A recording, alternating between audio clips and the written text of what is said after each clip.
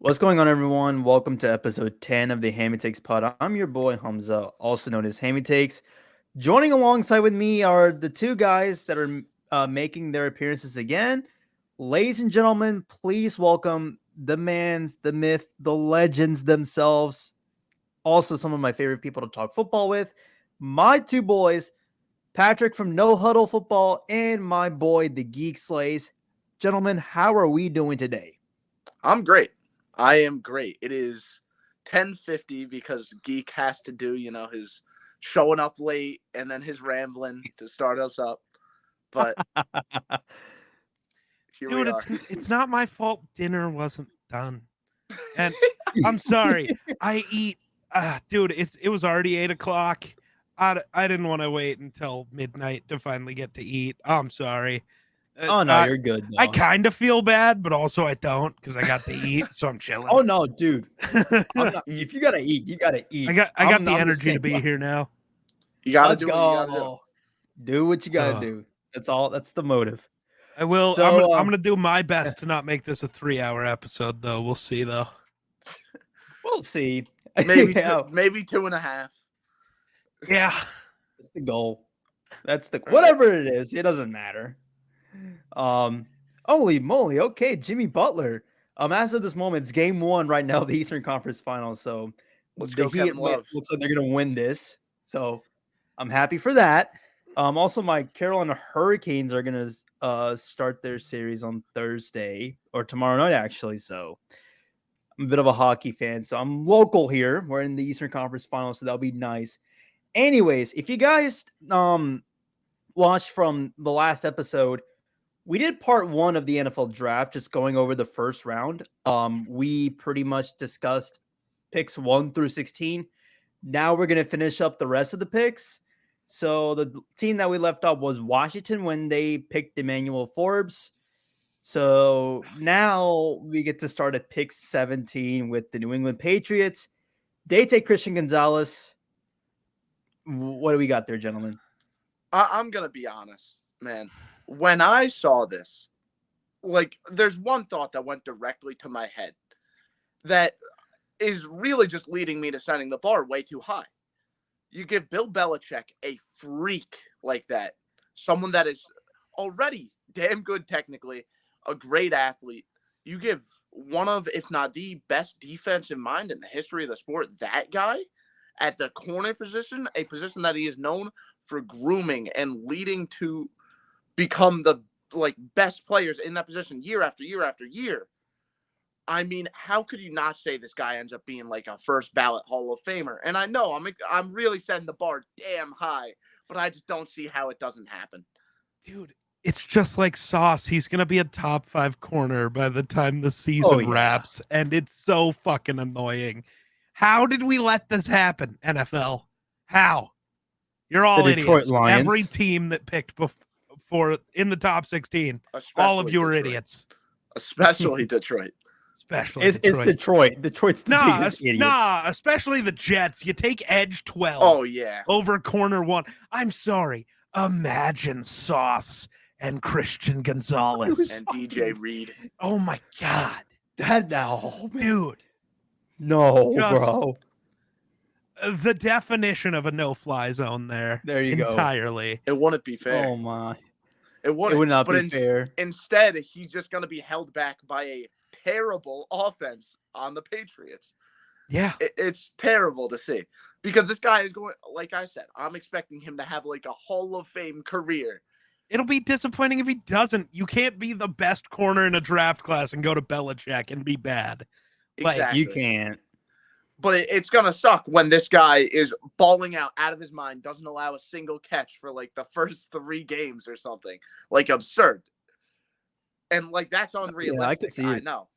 But he does something ridiculous, something along those lines.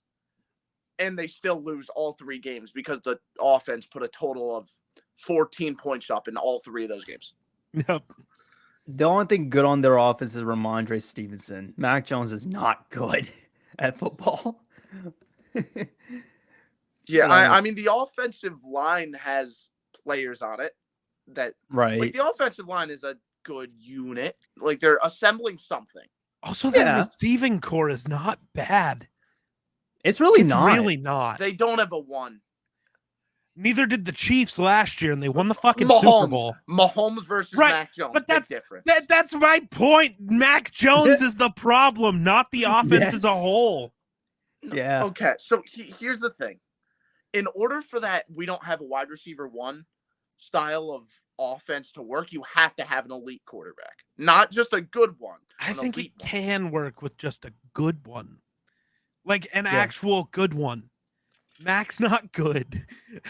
Well, yeah, but Mac okay, tell me isn't. how many, because I at least I can't think of one. How many examples of that are there of just a mediocre receiver core and the offense becomes really successful with a mediocre quarterback? Technically, last year, a bad quarterback led a pretty mediocre offense with awful receivers.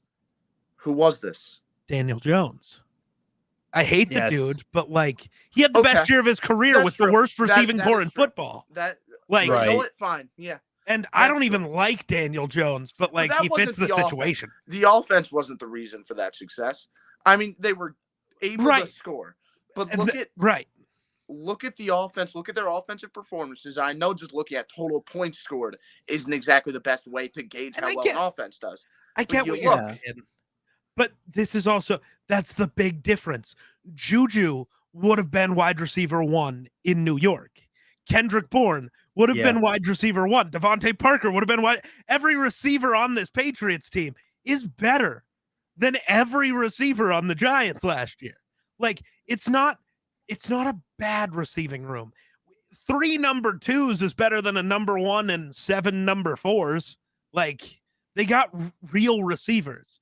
Sure, they don't have Diggs or Jefferson, but you can get by without that. Not everybody gets to be the Bengals where you have 3 1s. Yeah, sometimes you got to have 4 I'm not saying that, but my point is, listen, Belichick, you call the shots in terms of personnel, and obviously great coach. Like I'm not denying that, but you don't have Brady anymore. You need to. I'm not saying they shouldn't have made this pick because this was a phenomenal pick. Oh yeah. But you gotta surround your quarterback with talent in the receiver room beyond just mediocrity. Because it doesn't work. It doesn't work without one of those elite quarterbacks. We're forgetting their biggest signing. He might be a wide receiver 1. He just doesn't play the wide receiver position.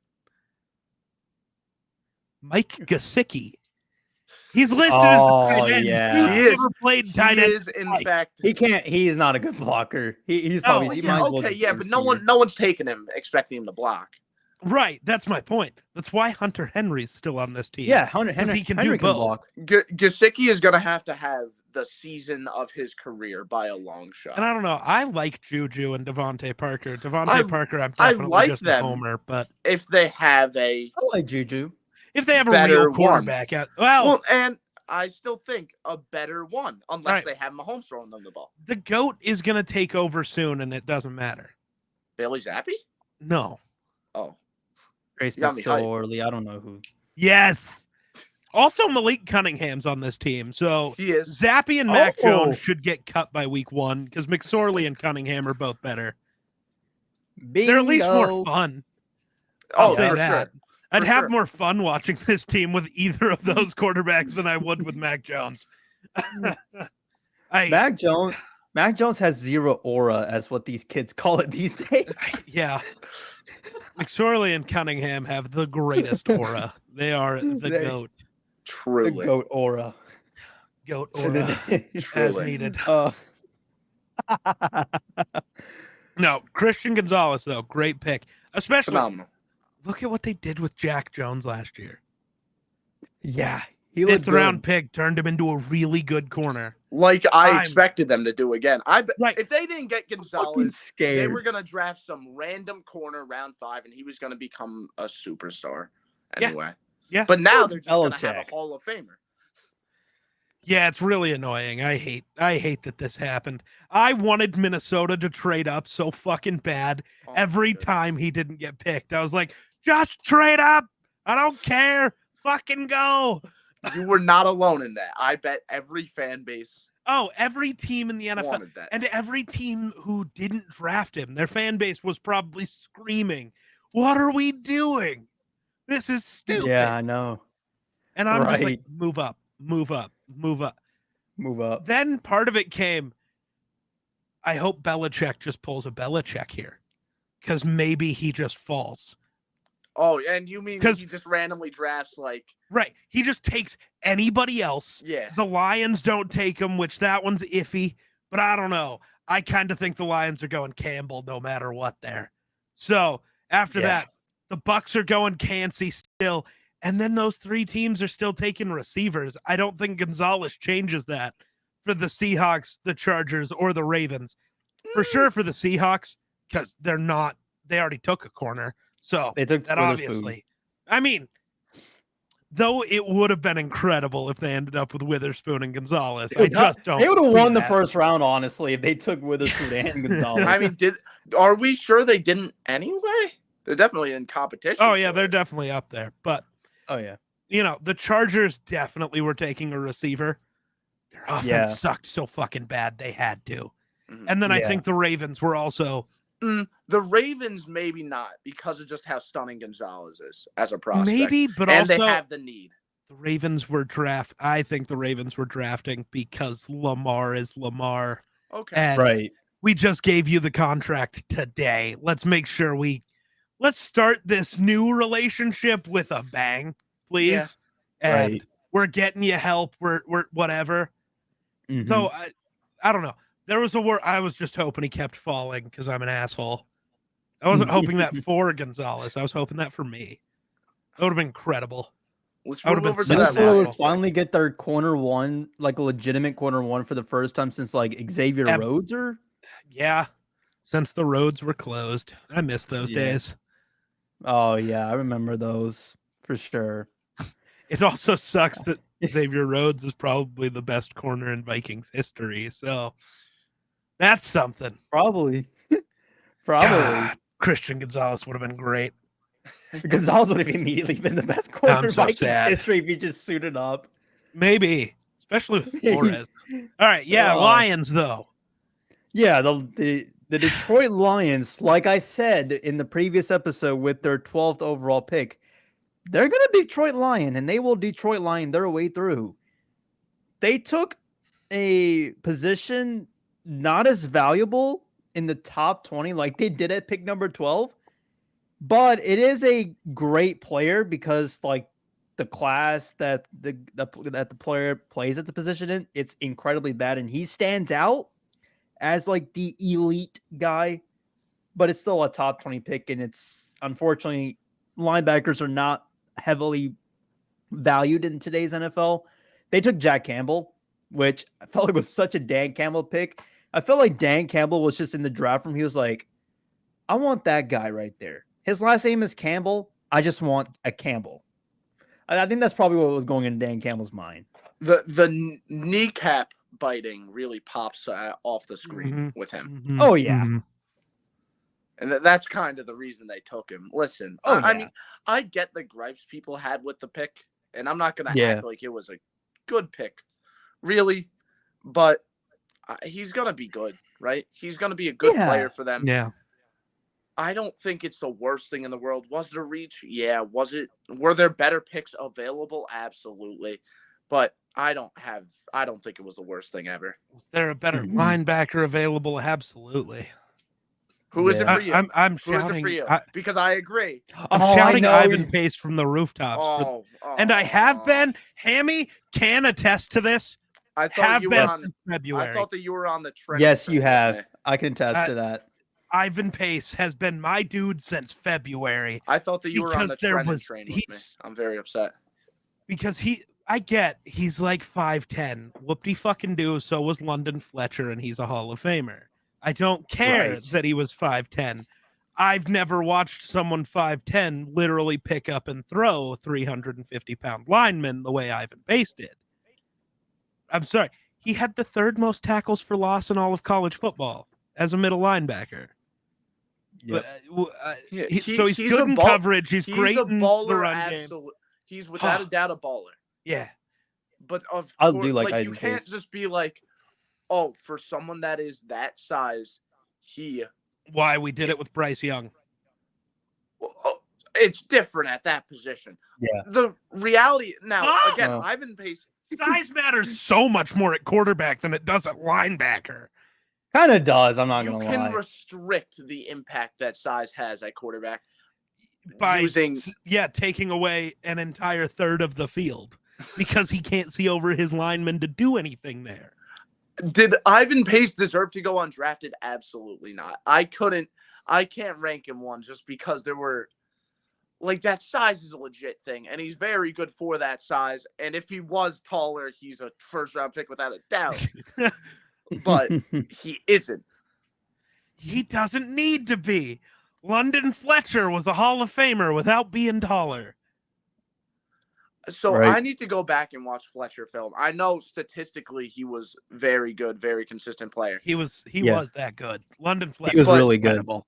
Do you think part of it is the fact we're in a more pass-heavy era where teams are just throwing? Because there was a lot of plays where teams just threw over pace. Do you think that that's part of it? See, but I don't know what the point is because go watch Jack Campbell. Dude couldn't cover me. Pace could cover. Yeah. Sure, he can't bat the ball down when you just chuck it over the middle. No middle linebacker does. Lots of guys are getting thrown but over. teams aren't gonna Roquan try gets them thrown as much. over. Teams aren't going to try them as much because it's so much easier But- to do it. Also, every team uses more than one linebacker, and every Right. team has some in coverage and some that play more the run game. So I Right. don't really see that as an excuse. You can just because Pace can cover. He's Yeah, just not. yeah.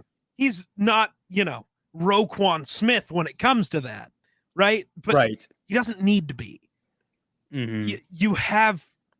I don't know. That's why it confuses me so much. Is like you don't need him to do everything. No linebacker does. Not Yeah. okay. Very Fred few. Warner Fred does. Warner does. But like, fuck you. I don't What do you worry that. what Yeah. do you want That's from Fred a guy? fucking Warner. Nobody's gonna be Fred Warner. That's not what Exactly. happened. So that So that's what I it's the same as completely the agree. Campbell pick. He's Pace- not great at the Pace- one thing. Pace had no business being No. undrafted. I'm so No happy business. he did though. I agree with you. I'm I so agree happy with you this there. happened. Vikings But- literally killed UDFA. I'm not kidding when I say this.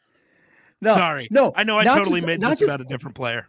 no, but- not just Ivan Pace, but Andre Carter too. How did I this don't know man how not that get happened. drafted? I don't know, man. I'm so happy though. oh dude. man. We got 2 extra draft picks basically. Like mid-round picks too. Guys that I had going in like somewhere between 2 and 4. I thought Mhm. they're talented enough to. Right. Maybe we luck out because we have Brian Flores, so like they get a genius to help them get into the league, so that's gonna help. Which probably will happen if I'm going to be honest with you. Oh, Ivan Pace is making the roster without a doubt. He Andre will. Carter, I'm more worried about, but Oh yeah, not the with Jack Big Z Campbell- gone now. there's a chance. Sorry, the Jack Campbell. Jack Campbell pick. Just overall. goofy. It was goofy. It was strange. He's Yeah. gonna be a starter for them. He's gonna be a consistent guy. He for them. will. I agree. He isn't a complete enough linebacker to be taken round 1. I agree. That was my bigger point there. Yeah, Was it's Yeah. too early for a non-complete linebacker. exactly. If Right. it's Luke But- Kuechly, then absolutely, but he's not. Yeah. So Yeah, and he Right. won't be. And he No. won't be. I love Luke Kuechly so Everyone much. does. If you don't I love him. like Luke Kuechly, then I don't Kuechly like was- you. yeah, that's valid. Oh, same. You're not my Kuechly- friend if you don't like Kuechly. Kuechly is my goat. Love him. Love that man. I love Ray Lewis personally because I love the vibe that he would give you with the hard hitting stuff. Kuechly was just a genius. Like Yeah. loved what this man had to do. Yeah. Um And But- Jack but yeah. Campbell, he's the same Yeah. type of field general guy, but he doesn't Yeah. have the skills Kuechly does. And Right. that's he why can he's not a command round one Dan guy. Campbell's defense, He- which is why it's a Dan Campbell type of pick. That's why people have such an issue with it. It's not that Campbell's a bad player. It's Yeah. just the bad early. process here. Exactly. Again with the bad process, process. but Mhm. That process. it's yeah. All right.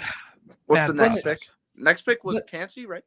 Yeah, but one thing about Oh. the Campbell pick, I do kind of understand why Detroit was like, let's just pull the gun on him. I could have seen Buffalo potentially. I'm not saying they That would have been the do it. team. Yeah. But if any team in the late first round was going to take him, probably Buffalo, considering they lost Tremaine Edmonds. And Campbell would have been the perfect replacement. But then again, Buffalo ended up showing us they did not want it, which we'll get to their pick. And there were teams willing to trade down, so the Lions could have came back up for Campbell. And to me, you just have bigger needs. Mm-hmm. I'm sorry. I gotta go double check this because my brain isn't 100% sure anymore. Anything in the middle of the defensive line, anything in the second. Like, they have bigger needs. No, I was just looking. They have bigger needs, but that extra linebacker will help them patch and make up for the lackluster interior defensive line. And it does. But that's the thing. Campbell's not they run a 4-3, but rarely are you actually going to have three linebackers on the field. You already had Rodrigo. You already had Anzalone. So are you drafting a backup? Yeah, that's what I was getting ready to say. Benching some, it would have to be Anzalone. There's no way you're benching Rodrigo. He was too good. Mm-hmm. So that's what I was are you to ask. benching the guy you just signed? I get there will be 10 plays a game where all three are out there and it's going to look great. But outside of those 10 plays, one of your 5 best players on defense isn't going to be on the field. That's ridiculously dumb when you could have taken a Kalijah Cansey, a Mozzie Smith, Mozzie would have been sick. Again, a corner, a safety, anything. Yeah.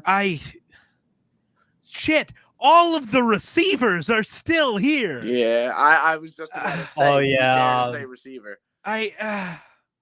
Especially now that I just don't like the pick. It's just bad process. Bad process. Great player, but it's just good player.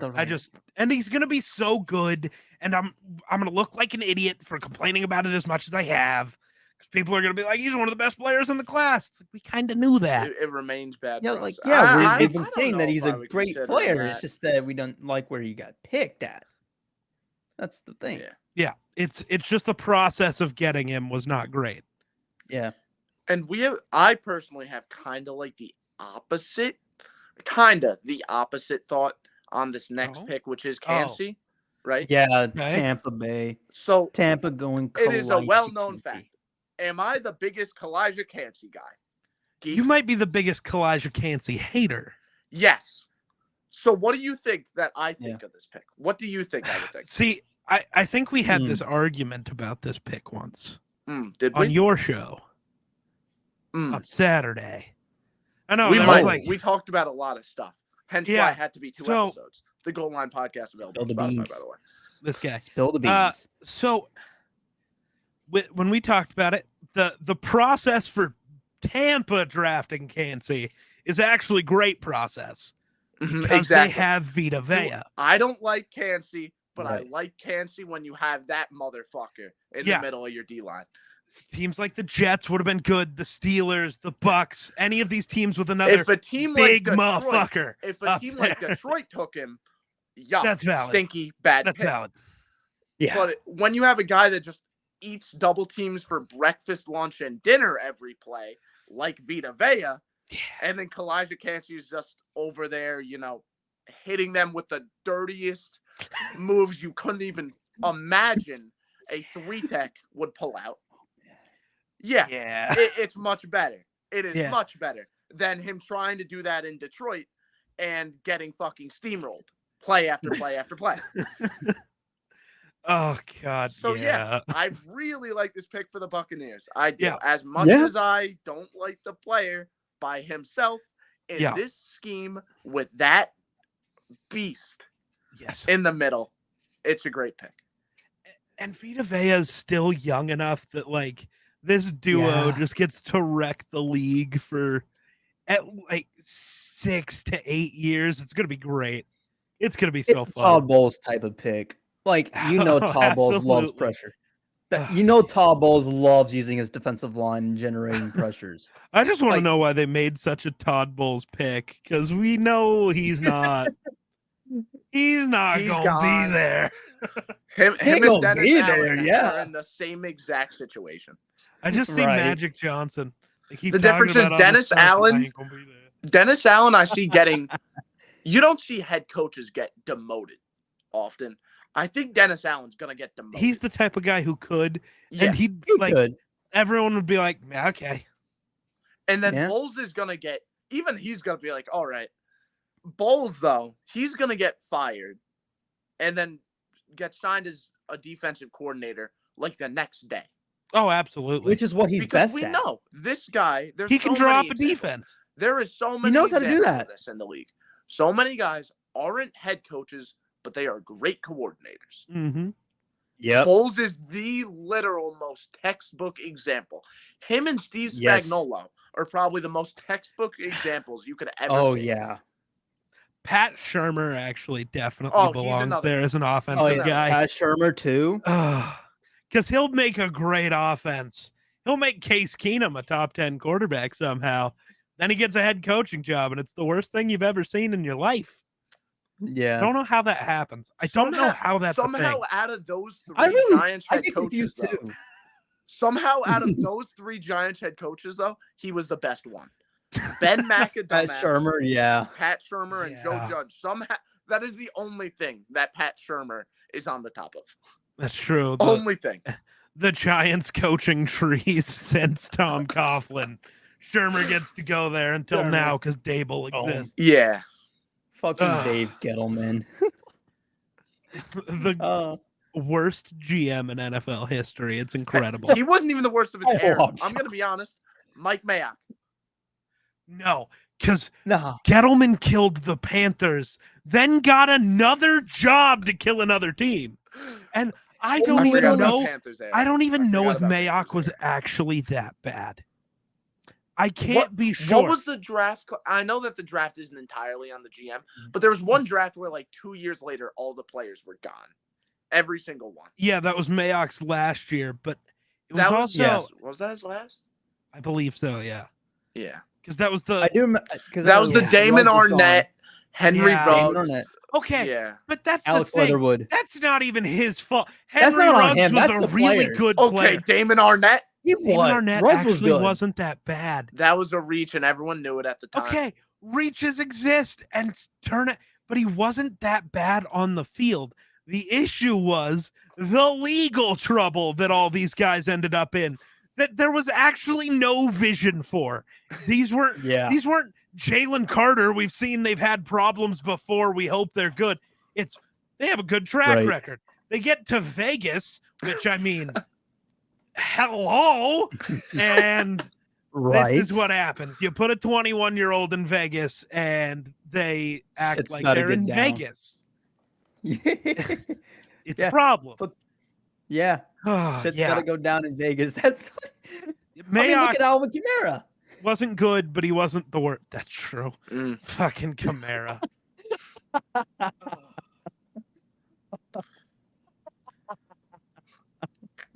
Kalijah Gammy.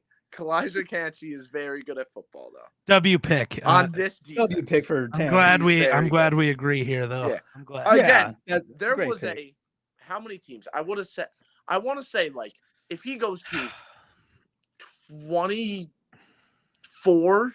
That's just a random number I pulled out of my ass. If he goes Yeah, I'm to counting 24 now. other NFL teams, Yeah. okay, tell me if I missed a single one. If he goes to 24 different NFL teams, I don't like him. But because he went there, he's still counting. I want to. Well, because What- I have to go team by team and like think Yeah. about each team. Obviously, Yeah, the Giants. I was going to ask, Yeah. what teams do you think best fits Kansas besides Tampa? Well, I think the Giants are definitely in there. We were just talking about them. Oh That's yeah, one of them. Dexter's one of them. The Jets are pretty Jets. set on the D line though. So What they teams didn't have first round picks? Because that is totally just what I'm looking at to count these fucking. What teams didn't have first round picks? Yeah. Denver. Denver didn't have one. Miami. Miami didn't have one. Damn, did you say Oh. 24? Yeah. I think that might be exactly right. I'm the best ever, bro. Depending on who didn't have first round picks. Right. The Rams. Denver, Miami. Nope. It No. would be 23. Okay, but Aaron Donald, he's an older man. I don't care. It's Aaron fucking Donald. That's why the Falcons still work. Grady Jarrett and Calais aren't the young, difference is the Rams, at least I hope, are trying to build for the future. Right. So But you get the guy with the same body type as Aaron Donald, Dude, and you teach him how hate to you. be Aaron Donald. I hate you. There you go. Next pick. And now you have the Aaron Donald of the future. Next It's all right. pick. Just a You can complete hate carbon me, but copy. you'll never hate me as much as I hate myself. There's so it's okay. There's no comparison ever. There's not a single comparison ever that I hate more than the Aaron Donald comparison to Kalijah Kancey. I never understood that personally. No, They're the I same get size and they're good at rushing Yeah. the passer. And they both went to Pitt. Yeah. Well, I didn't ever care about that. I don't know. Don't look at the fucking helmet. That's ridiculously dumb. Yeah. It was just they're the same size and they're both Right. incredible at getting to the passer. Like that's Mhm. what they do. That was why. But Right. Aaron Donald is like the freakiest athlete ever. He is so strong at the same time. Kalijah Kancey cannot Right. eat a double team ever. Yeah, that's the thing. Oh, Oh, yeah. And I'm a traditionalist. But you that's teach it. him how to eat a double team. Of course. You just let Aaron Bingo. Donald instill, you just take Aaron Donald's brain and put it in Kalijah Kancey's. And Here you'll we work like go. Aaron Donald. And you'll Absolutely. Boom, boom. If anyone And then can you start figure it training out, with it's Sean knives. McVay. And then you And then start train training with knives. There you Yes, absolutely. But So JSN. W pick. go. Oh, Yeah, JSN. Jackson Smith Njigba is a Seattle Seahawk. This I is absurd. actually like it. It's so This is fucking absurd. stupid. I hate it. You I hate it? that I hate that it Why? happened. How does he fall okay, I was here? gonna say. It's so Oh yeah, dumb. that's true. How does this yeah. happen? It Yeah. seems like I actually do think NFL scouts pay more attention to the media than we think, or the perceptions around drafts, because you look when the entire media is saying this draft is bad at this position, and I'm probably only saying this because of the last two drafts. The NFL teams just wait really long to draft them. Yeah. It happened with Yeah. quarterbacks last year. Yeah. Like, say what you want. Maybe you didn't like Malik Willis much. He shouldn't have fell that far. Same with No. all those guys, right? I think a second And round the same way makes these sense. receivers shouldn't have fell this far. Yeah, exactly. But he fell Second so round. far. Yeah, It was 100%. ridiculous. yeah. And I think that's just like, I think the NFL actually does pay attention to everything the media is saying about like what each draft is weak at, and then they just wait really long. Well, and like JSN, I guess it kind of makes sense because it is tough. Do you take a slot guy that high? But to me, I see it as like we saw the impact a slot guy could have. Look at Cooper Kupp's season last time he was fully healthy. not the same. Not the same at all. Cooper But Kupp my is not point is you just can a see- slot guy. And he's got this cool thing where Cooper Kupp's like a foot taller than JSN. Yeah. Like you can do. Yeah, look at what Justin My Jefferson point is the just did in impact the the slot. slot guy could have. Yeah. Jefferson Yeah. was another. Jefferson thing was is, another guy. When you look at JSN, Kevin the O'Connell was the dudes- king of slots. that actually might be true. Jordan Addison breakout incoming. Yeah. We'll get to that. But no. The thing is, JSN has that Travis Kelce-esque ability where no, he's not the best athlete on the field, not fucking close. But somehow, even though he's the best player on the field, there's not a dude within 30 yards of him. He's just wide open every fucking play. Teams just don't want to respect like the guys that aren't all the way outside. Well, they just know how to find that open spot. Did he run a 100%. perfect route every time? No. Did he run the perfect route to get open? Yeah. And that's the other thing. He can run perfectly crispy routes. Exactly. He just doesn't because, well, if I fade 5 yards over here, I'm going to be wide open. Nobody around.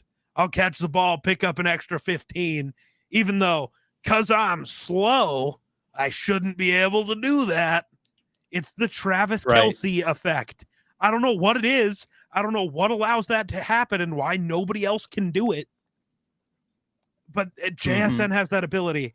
and being paired with Lockett and Metcalf, It's absurd. it makes me That's so fucking angry. They complement each other so well. That's fucking Yeah, I'm scary, so man. mad. I'm so mad about it. DK Metcalf better have a breakout year. Listen, man, because of they that. may not have a very good offensive line. The offensive line has its weak spots, absolutely. But I don't care. well, I mean, You got look the at the fucking Bengals weapons, in dog. 2021. That's all you need. It's built a very similar way. And I think this receiving core might be better. And you have Ken Walker. In Cincinnati? And Zach Charbonnet. In 2021, maybe not now. Like, true, yeah. T. Higgins has developed into the point where there might be 2 receivers on the Bengals better than any of the receivers in Seattle. You're also acting like DK Metcalf can't improve. Yeah. Sure. But I also, part of it, my issues with DK are not his actual ability. It's his motor, his want to. I don't know if he gives a fuck. At all. My complaint with him is his DK. route tree I love him, consists though. of like 5 routes at most. And I mean, it's mainly really just 2. It doesn't really matter. This guy run either a comeback or a fade. That's like 8. Yeah, but that shouldn't matter. Like, his route tree being huge or not shouldn't matter. He's a freaky athlete. Well, no, even without that, if he's the only receiver on your team, he's such a freak of an athlete. But that's also it. A route tree issue is not he just doesn't have the skills to figure it out. No, it's just him being lazy. Maybe. That's just lazy. I feel like that's what it is. A guy like JSN, if he had DK's physical, my goodness, God-given ability, he's the greatest receiver to ever live. The scariest receiver. DK could have been that, but he doesn't. I'm not going to say he doesn't care because that's not fair. Dude's still really good, but he doesn't have that over-the-top type drive that you need to be that guy. Kind of like AJ Brown at some degree. No, because AJ, I think, gets the most out of his talent. Yeah. Oh, yeah, that's true, yeah. DK doesn't. DK should be one of, like, when he retires, should be one of the 10 greatest receivers of all time. He won't be. He has the God-given ability to, but he doesn't have the mindset to get there. Now, he's not Jamarcus Russell. But he's also he's more in the middle tier where he's still gonna be damn good. But there's something left on the table and it just sucks. Yeah. And that's just the one thing that's holding DK back. Yeah. If DK just decided to, he could be the best receiver in football. He really can. I'm being genuinely serious when he has that. Of course, when you see someone that looks like that, I sure hope. Yeah, that big, that fast, that strong. He's incredible. But, which I mean, whatever. It's just spectacular that they have. Oh, dude, I hate it. Lockett, DK, and then JSN just wrapping a bow around. D. Escaridge was their wide receiver 3, so that kind of tells you big difference. And again, you have a problem in the middle of your offensive line. Okay, now we're just gonna get the ball out hot because JSN gets open so damn quickly. Yeah. I mean, it's ridiculous. It's a really good way to build around your team. Oh, absolutely. All right. I wonder if Russell Wilson's pissed right now, seeing what Seattle's doing. Yeah. Because Russell Wilson couldn't have used JSN. Yeah, never thrown the ball over the middle of the field once. Yeah, that is true. He would have to scramble. That's why Cherry Judy doesn't work. That's why Denver's second-round pick was so fucking bad. Oh, and they took you can't take Marvin Mims, dude. You're building the team for Brady, but yet you have Russ. It doesn't work. You got to get guys that are going to go downfield. Not in the speed. Yeah. But Jax has been the jigbo. Oh my gosh. The fact that we let this man fall, I was like, damn it, I wish he was in Green Bay, but I just knew the Packers were not going to do it. Like, it's the Green Bay shit. I wanted it so bad, even though I hate the Packers and don't want them to get good players. I wanted them to be petty about it like that. We will never draft a weapon for Rodgers in the first round. First year of Jordan Love's career, they do it. The pettiness would have been incredible. I was so in on it. The memes would have been whole hysterical. I was so in on NFL that idea. Twitter would have been hysterical if the Packers did take a wide receiver. It's crazy. We've never taken a wide receiver in the first round since 2002. So that even goes back to the Favre days. That's insane. Yeah. Like, we're going to be petty to both Rodgers and Favre. Anywho, man. I mean, great pick by Seattle. I mean, JSN, W pick. Now, moving on to the next team. They also took a wide receiver. The LA Chargers. If you guys have been paying attention to my Twitter, I was praying Bijan Robinson would fall to the Chargers because he would just make that Chargers offense incredible. But they took Quentin Johnson. I like this pick. I think it's one of the few teams that will work with Quentin Johnson, just based given what he can do. But, gentlemen, take it away. So, those of you that don't know, very similar to Kancey, I am not the biggest Johnston guy. But also similarly to Kancey, where he landed really makes me confident in this guy's career now. I was worried that he would go somewhere and be expected to be the wide receiver one. Right. He goes to the Chargers, and maybe at some point they're going to expect him to be a one. But in the short term, he will not be expected to do that, and I don't think he's overly capable of doing that. They need speed, and he will do that. He's their speed guy, and them using him like that is perfectly fine by me. Yep. You don't think he's capable of being a one? Sorry, right away. Right. You said, but I don't think he's not right away, but maybe they'll ask that of him in the future, but I don't think he's capable. Yes. At the moment, you're right. Capable at the moment. At the moment, I don't agree. think he's a one. Yeah. But the dude, it's almost the same as DK, man. Dude's a freak. Dude is a freak. Now, he's not as freaky as I thought. I do hate him because of how he plays. Sure. You can't be that tall and catch against your body. I'm sorry, man. But it's weird. Dude, part of me believes, and people are going to hate that I say this again, part of me believes Dugan is the reason he is the way he is. Because I'm with you. 50% of the time, he was willing to go be a contested catch guy. Go get it. Use the hands, whatever. But I watched, not only as the season went on, but as games went on and even as plays went on, the longer the play went on, you'd just watch dude give up because he knew he was fucked because Dugan wasn't going to do it. Is 100% it. If he got deep enough to where it was going to have to be a contested catch, he did almost give up every time because Dugan was going to put it in a spot where he wasn't really going to have a chance, and he was going to look like he was getting mossed by corners because even though he blew by them and was wide open, he has to work back. The corners got the better position. He's screwed. So he'd just kind of give up. That's the way I saw it. You want to know who that's still not great. That with? Justin Herbert. Exactly. Yeah, Herbert's going to make sure that does not happen. There's a world where Johnston lights it up because Herbert exists. Yes. I was a lot higher on Johnston than most people. There wasn't a better landing spot. There probably wasn't. Well, Kansas City.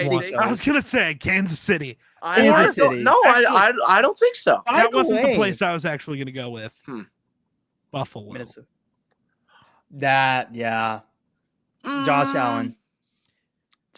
Yes, and Josh Allen has that same benefit. And not being a one. He would be relied on more to expand the field, though, no? No, Gabe Davis. They have Gabe Davis. Okay. And he's a which is 3. Like all he does is run deep. That's all he can do. I like the Chargers a lot because he's guaranteed to, like, they're going to treat him like a slot speed guy. And that is, to me, that's a great place to start. To me, that's what he was. He has potential to be way more than that.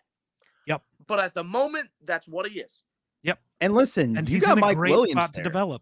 Exactly. Yeah, and Mike Williams can help him be a use his body to be a body catcher. I love the landing spot. There, I don't know if Yeah. Buffalo and technically, you brought it up, Hammy. Minnesota are two other places. The Chiefs always make it work because Mahomes is just that fucking dude. So, and his Andy Reid too. But like, there's like 4 places Quentin would have went where I would have been like, okay, I can see the vision here. Yeah, but the Chargers were the best spot. Yeah, and they nailed it. Absolutely. So nailed it.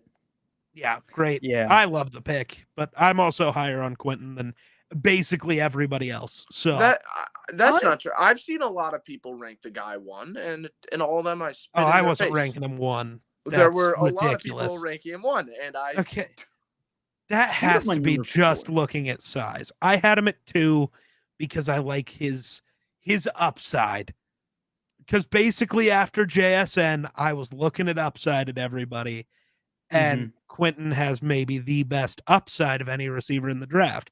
But compared to the 2 guys who go right after him, he also has a much lower floor. Absolutely. I was just enamored with what could be with Quentin Johnston. Right. He was kind of like the Anthony Richardson for me in terms of wide receivers. Like that's what I was viewing Quentin Johnston as. Highest ceiling of all the receivers there. But yet the floor is just so low. He was my wide receiver before, but like I only think Quentin Johnston is going to excel if he's in one of the teams, and the Chargers was one of the teams. I was wanting him to land if they went wide receivers. Glad they got him, because I definitely do believe that Justin Herbert will for sure make sure Quentin Johnston maximizes his potential. And he's got Mike Williams there, which a lot of people knock on Quentin Johnston. The dude doesn't like to use his body. Mike Williams is a contested body catcher. I'm pretty sure Mike Williams is smart enough to probably get that into Quentin's head, be like, dude, just start using your body and also just be a speed guy. And he can do that. Well, so my problem with Quentin Johnston, and tell me if you felt the same exact way, it was the opposite. He was using his body to catch the ball way too much. He tried to let it come to him. He didn't go high point it. Yeah. All the time. Well, it wasn't. That was the other weird. Like all the time. It was way too often for what he is. Exactly. And I totally saw that also. Being, I just 6'4", 6'3"? No. So he turned out to be 6'2", which is actually what dropped him from my number 1 receiver to number 2. Because when you see 6'4", 200 pounds and runs a 4.3, you think Randy Moss. You think DK. You think the ability to be the best receiver in football. 6'2", while still allowing you, that's still freaky. 4.3 at 6'2", absolutely. That's still it's not as freaky. And that's what changed. He went from like one of the most incredible athletes we've seen at receiver to just a really, really great athlete. But that is a big jump. Is there's a lot of guys, or too many guys, I'll say, that are far shorter than him, yet they have a larger catch radius because this guy catches against his body way too much. Including maybe the next 2 guys on the board. Board. Trust me when I say one of these guys I'm going to go on and on about because I love him to death. I don't know which one that is. I'm intrigued. I think I know what it is. Well, do you? Let's move on to the next one. I think that's probably where Patrick was talking about. The next pick, Baltimore getting Zay Flowers. Oh, baby. Yeah, there we go. He knows me too well. Let's go. Zay Flowers, man. Awesome. I love this. So I'm a big separation guy. You got to get separation for you to really pop off the screen to me. Now, listen, I could still like you when you don't get separation, but if you're really good at getting separation, I probably like you a lot. This guy is my wide receiver 1. Legit game speed. It is consistent. And to me, the big difference between the Tyreek Hills, and I'm not saying this guy is quite Tyreek Hill speed, but to me, the difference between the Tyreek Hills of the world and the Kevin Whites are your ability to control your body while going at that speed. You could run straight at 4.3 speed. Sure, that's phenomenal. That's great. but can you run a really nice, double move and really make the cut out of that speed and then sell vertical and come back and get the curl? Can he do all that stuff? And I see Zay Flowers doing that really, really well. This guy's ball skills are phenomenal. And this guy's a playmaker after the catch. He's everything. Not everything, but he is as good of a receiver as a team like Baltimore could want. I really do think that. Getting him this late, I think getting him this late in the first round is a steal. I love the kid. Mm-hmm. Just another great weapon for Lamar. Holy cow. If they stay healthy, that offense is going to cook. I mean, that's the biggest concern with that offense, but yeah, Zay Flowers is really good. I definitely not as enamored as Patrick is, but I wasn't really that enamored with any wide receiver outside of JSN, which everybody was, but I wasn't really enamored with any of the wide receivers in this class that way. Like, I see the vision with Zay Flowers, but like, I don't know. I also really see a world where he's just like, yeah, okay. I don't. And that's fine. I really do. I look at this guy and man, I just see. And I know a lot of people made this comparison. I'm not sure if too many people heard it because I know it's not the most common comparison, but there's definitely a lot of Antonio Brown-esque stuff here. Hope that's not true. And no, not the field. Off the field. Not the off the field. Thank God. Because, good God, when Tyler Huntley takes over in week 9. Oh, yeah, he's going to be... Dude stripping and running off the field Yeah, no, we don't want that. We don't want that. But believe it or not, Antonio Brown was actually a good receiver before he was a certified maniac. You're missing the mark there. Good is disrespectful. He was electrifying. He was the best receiver in football for nearly a decade. When Julio Jones was playing. And then Vontez Perfect happened. That's it. That is... Yes. I don't think people say CTE. I don't know if it's just CTE. It was something. Some had to happen. Bad things happen when you get knocked out. Always. It's never good. Getting knocked out is not good. And dude was out like a light. And everything kind of went downhill from there. Because AB wasn't a psycho off the field before that. So, it's tough. But no, I've seen the AB comparison and I get it. Yeah. Yeah. He was a bad man. Having the ball skills just pop off the screen. Yep. And by that I mean the ability to adjust to the ball in the air. And then who else was really damn good at that? Antonio Brown. Yep. And that you are right. Zay Flowers' ability to he is amazing at it. It's incredible. But again, mix that with the ability to get open as often as he is. I mean, damn. Yeah. My question is he going to be the number 2 or the number 3? Because now you got to battle with Bateman. I'm pretty sure OBJ is going to want to be the number 1. That's not real. So as much as we talk about this, it's stop. Because who else? Who has the best body control of any receiver ever? That dude in front of Zay Flowers. Homie who wears the number... I don't know. Is he wearing number 3 this year, or is he going to be 13? It's 3. Listen, it won't be right away. It won't be right away. OBJ's 3. In 2 years when OBJ leaves, sure. No. I think by week 10, this guy's going to be the one. And that's not even a knock on OBJ. It's not even a knock on OBJ. It's not even a knock on OBJ. Dude. That is a hot take. OBJ is still a very good player when healthy. Still very when healthy is fair. Yeah, if OBJ gets hurt, Zay Flowers is taking the 1 spot, absolutely. Right. But I just if OBJ is healthy, I don't think he can take it. I think when healthy, OBJ is still a top 10 receiver because we saw that last time he was healthy. which is all we have to go off of because we haven't seen him unhealthy. Right. We watched him be the Super Bowl MVP. I mean, no disrespect when I say this, and in my book, this is actually a compliment to call someone this, even though it has a very negative connotation. Connotation. Thank you very much. OBJ was the original slant boy. Yeah. And that's a good thing because the ability to run the same route over and over and over when the win every time. Win every time. Yeah, that's like what made Jerry Rice phenomenal. Yeah, absolutely. Yeah, not everybody is Devontae Adams, where it's just an incredible bag. No, OBJ does have a good bag. Yeah, but a lot of guys just have like a route or two that they just do repeatedly. Yeah, and there's nothing wrong with that. Right. No, I think we're missing we're off the plot here. We're arguing about OBJ, not talking about Zay Flowers. Well, I mean, the two of them are going to complement each other.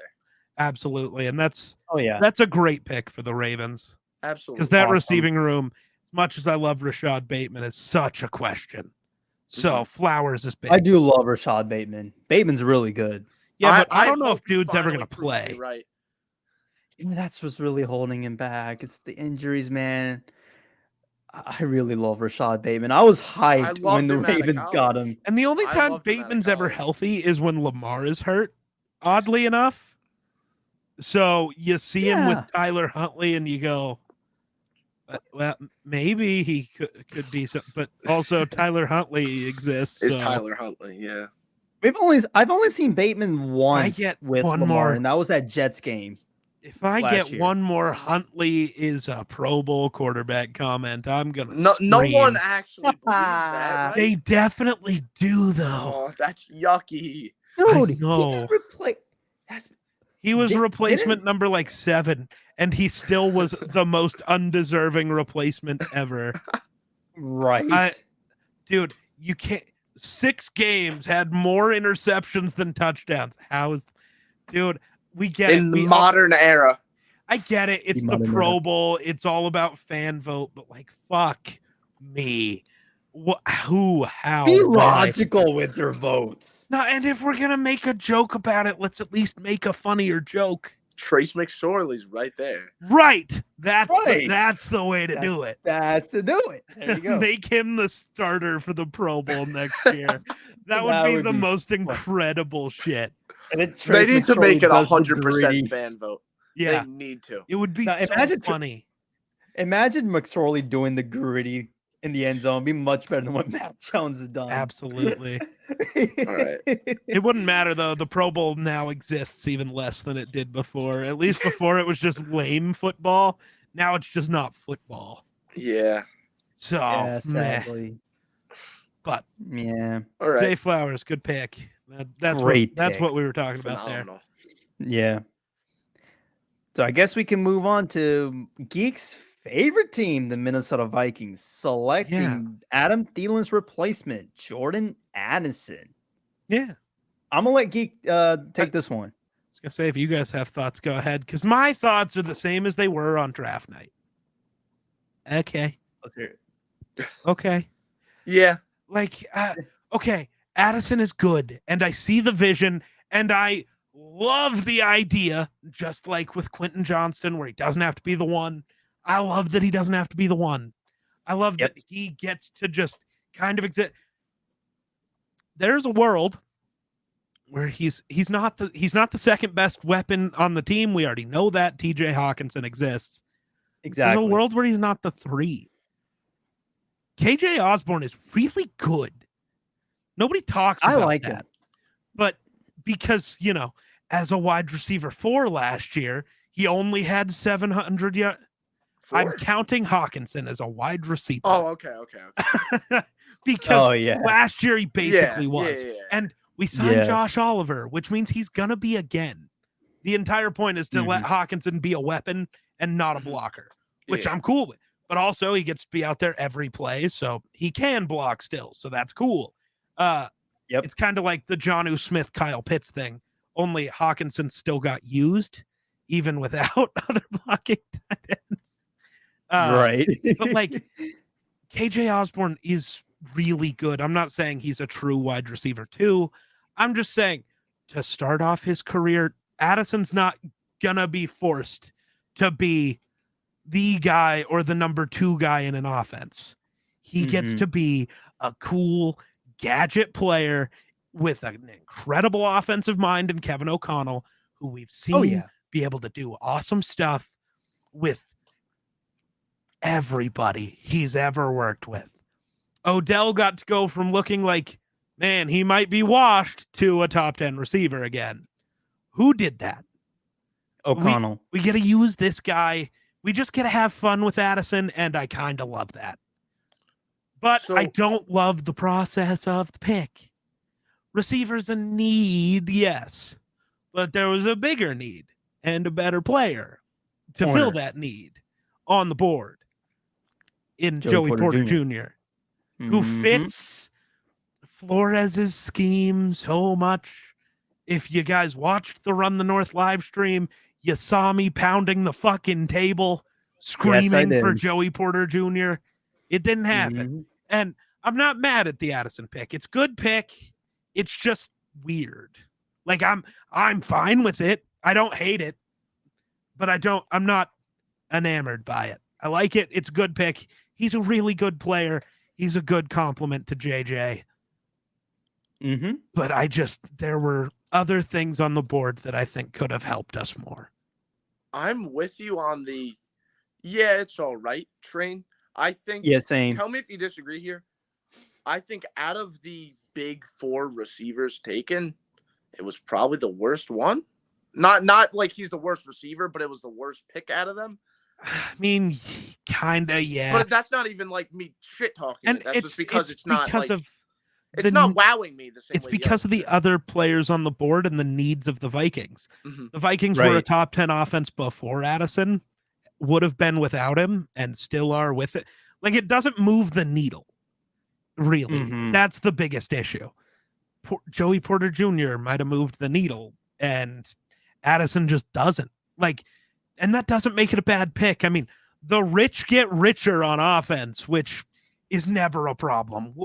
More weapons, never a bad thing. Right. But it's just it wasn't a damn. They needed that, and they got a great guy for that. It was like, okay, they filled a spot.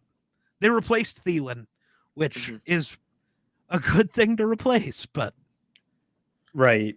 Addison is an interesting prospect. I mean, I'm just going to go over him as a prospect, not really much with the landing spot. Yeah. He was a guy who, well, I think the comparison was obviously Devonta Smith, no? Yeah. Just because small guy, very good route runner. The question is he a good enough route runner to make up for how small he is? I don't know. Only time will tell. And it worked for Devonta Smith. I can see it. Again, you didn't want to talk about landing spot, but I got to throw it out there. He gets the best wide receivers coach in football. Keenan McCardell is that fucking. Yeah. I mean, he was a all-pro receiver, and now has developed Diggs into a guy, Thielen into a guy, Jefferson into a guy, more than a Osborne into a guy. Like, he's just made guys. So, like, again, good spot, but like, sorry. I'll let you go back to it. I just felt like that needed thrown in there. If there's a spot for him to be the route runner he needs to be, he went there. Yeah. And the good thing is, do you think slot for him much and they move Jefferson out, or Jefferson stays in that role? I think they just do stuff. Okay. I think that the offense is so weird because KJ Osborne is good in the slot. Hawk is good in the I think they're just going to be moving guys everywhere. You want him to face as little press coverage as possible. Absolutely. I think he'll play a lot inside, but I think he'll line up in the backfield a lot. He'll be in motion constantly. And that's something they used to do with Kupp. That's something O'Connell used to do with Kupp. So that's going to be it. He's just I think because of the pieces that he's surrounded with, again, help him a ton. Because they're just going to throw everybody around everywhere. And we'll see. I think it'll be great, but you never know. It could be a dumpster fire. I don't think it will be. It was fine last year with probably a worse receiver. I love Thielen, but he's old. At that age.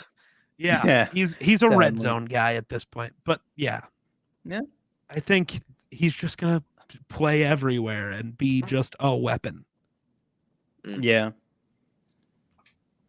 I mean, I do like Jordan Addison a good bit, so Yeah. I mean that's a good landing spot. I mean, if you're like you mentioned, complimenting JJ, like that's gonna be good. Yeah. Not only corner, I totally kind of forgot about this. Edge, we knew Za'Darius was gonna get moved eventually. Mm-hmm. Nolan Smith's right there. Oh my goodness! As a compliment, I could see him in Minnesota too. As a compliment to Daniil Hunter and Nolan Smith would have been fucking scary in Minnesota. Another Smith would have made a ton of sense too. Mozzie, because we need the Dalvin Tomlinson replacement. We kind of got that later with Jacqueline Roy, but very different levels of player there. Yeah. So Mozzie would have. Mozzie and Nolan would have been nightmares. It's not a bad pick, and it's not bad process because like filling a need with receiver, especially with the run that just happened, like this is the only time you're gonna get your guy. So I get it, but I don't know. There were bigger needs that could have been filled by prospects on the same level or better, depending on where you rank people. So it was just okay. I'm not mad at it. I don't hate it. I don't love it. I'm chilling. There's two things that I'm getting out of this. Number one, I think it was pretty known that they wanted Addison from the beginning. Correct me if I'm wrong, Geek. O'Connell wanted to get Jordan Addison, and Kwesi did too. It's the exact same thing as Zay Flowers with the Ravens, where the Ravens told him if he was there, they were gonna pick him. The same thing happened with Addison at the combine. Mm-hmm. KOC and Kwesi told him, like, we're gonna pick you if you're there. Like, if you're around, we're gonna pick you. And Kwesi even said, we tried to trade back. We looked at it. We gave it every option, but that didn't happen. So we took our guy. So I get it. And if that was your guy, that's your guy, and go get him. But it's just interesting, to say the least. Yeah. And then the second thing that I'm getting out of this, like you mentioned, you wanted Joey Porter Jr. It's kind of hoping the Vikings would go corner. It seems like they're pretty high on Andrew Booth Jr. when he gets back from injury. I liked him a decent amount in college, so and I don't know how well he did this year. I imagine he didn't get a play. He barely played. Yeah, I know he was hurt, but he didn't play. Like not a single snap. He got not many. Same with Lewis Seen. Because again, when he was around, I mean, the slot corner spot was taken. Chandon Sullivan is one of the best in the league at that. Give him all his hate for anything else, which is valid, but dude's good inside. Yeah. So he played 100 snaps on the year and was like, fine. But it was the one issue that happened was his first real game was the Buffalo game. That's not the best. Go cover Diggs. Yeah, you don't want to put your rookie corner on that. Do not put your rookie corner on that. It was tough. And it's also tough because the defense, Donatel was so bad. But he didn't have a start. He just kind of existed because Cam Dantzler and Pat Pete existed. They're both off the team now. All of our starting corners are no longer on the team. So what does that normally tell you about how bad that secondary was? Well, or specifically the corners. I was going to say, the thing is, Pat Pete was just old at this point, and so you let him go. I don't know why we got rid of Dantzler. That one's... I was genuinely confused with that one. I was surprised. Sullivan... And apparently... Meh. Oh, go ahead. I don't... Yeah. Apparently what with Dantzler? No, I'm I don't know if you saw the TikTok video I made, but I made the video with the Vikings releasing Cam Dantzler, and I was showing my confusion. I did say that he was Minnesota's best corner because I thought he was a solid corner, and then apparently Vikings fans were telling me that Duke Shelley was better, which I'm like, Vikings. Duke Shelley is an enigma. Oh boy. The first. So he didn't. Again, he made his first ever appearance for the Vikings in the Bills game, where he immediately came in and broke up 4 straight passes because Josh Allen was like, I'm going to target the new guy, and it didn't work. And then he immediately gave up a touchdown right after that, and then sucked for the next 2 weeks after that. Right. And then he became the best corner in football for the final 3 weeks. Like, that's not now. To be fair, we didn't play teams with good Patrick of cornerbacks. Kind of. Like, but there's also a reason. There's also a reason we let Duke Shelley leave. So Duke Shelley wasn't that good. Now, I would argue Patrick Peterson was the Vikings' best corner, and it wasn't really close. Pat Pete was still really good. Just he was really old, wrong on and it is hard to get past the Christian Watson literal first play of the season. Who knows what happens to the Packers season if Watson doesn't just drop that. That was tough because he burned Pat Pete. But also, do you really expect a 35-year-old to keep up with the speedy boys? I don't. Yeah, that's the thing. So that was just bad scheme. That was bad process. Yeah. But Ed Donatell does bad things. He terrorizes. He's a terrorist. Know that. I've only talked about this every time I've talked about the Vikings ever. So but we've kind of talked about the Vikings for a while, so we should move on. Jordan Addison, it was fine. And I'm excited because he should be really fun. But Nick. I think he'll be great in Minnesota. I see the vision with him. The Giants. Ooh, that's a I love pick. this. I do like that one. They got Deonte Banks. I'm a big Deonte Banks guy. They needed a corner, and they specifically need a corner that could go one-on-one and be like, hey, you're not going to do shit this entire game. And that's what he's here to do. He's very good at that. I feel like it's a very good fit for a very good player. I know we have talked about this. Yeah, Geek is not the biggest Banks guy. No, and it's not even that. You like Porter more. Oh, yeah. Yeah. And he fits what you just said more. And Porter also does that same thing. Yeah. Oh, yeah, it's a Martindale defense. I think I'm not low on Deonte. It's like I told you. I think he's going to be closer to Adoree Jackson than he is to somebody who's locked down, which is not. People are going to be like, "That's so offensive." That is not a death sentence. Adoree Jackson is a great number 2 corner. He's really that's kind of what I view Deonte Banks as. Which, whatever. I hope he proves me wrong, but that's just kind of where I see him in the Adoree Jackson tier of corner, which we saw how useful Adoree Jackson was to that Giants defense. Against the team that wears the purple.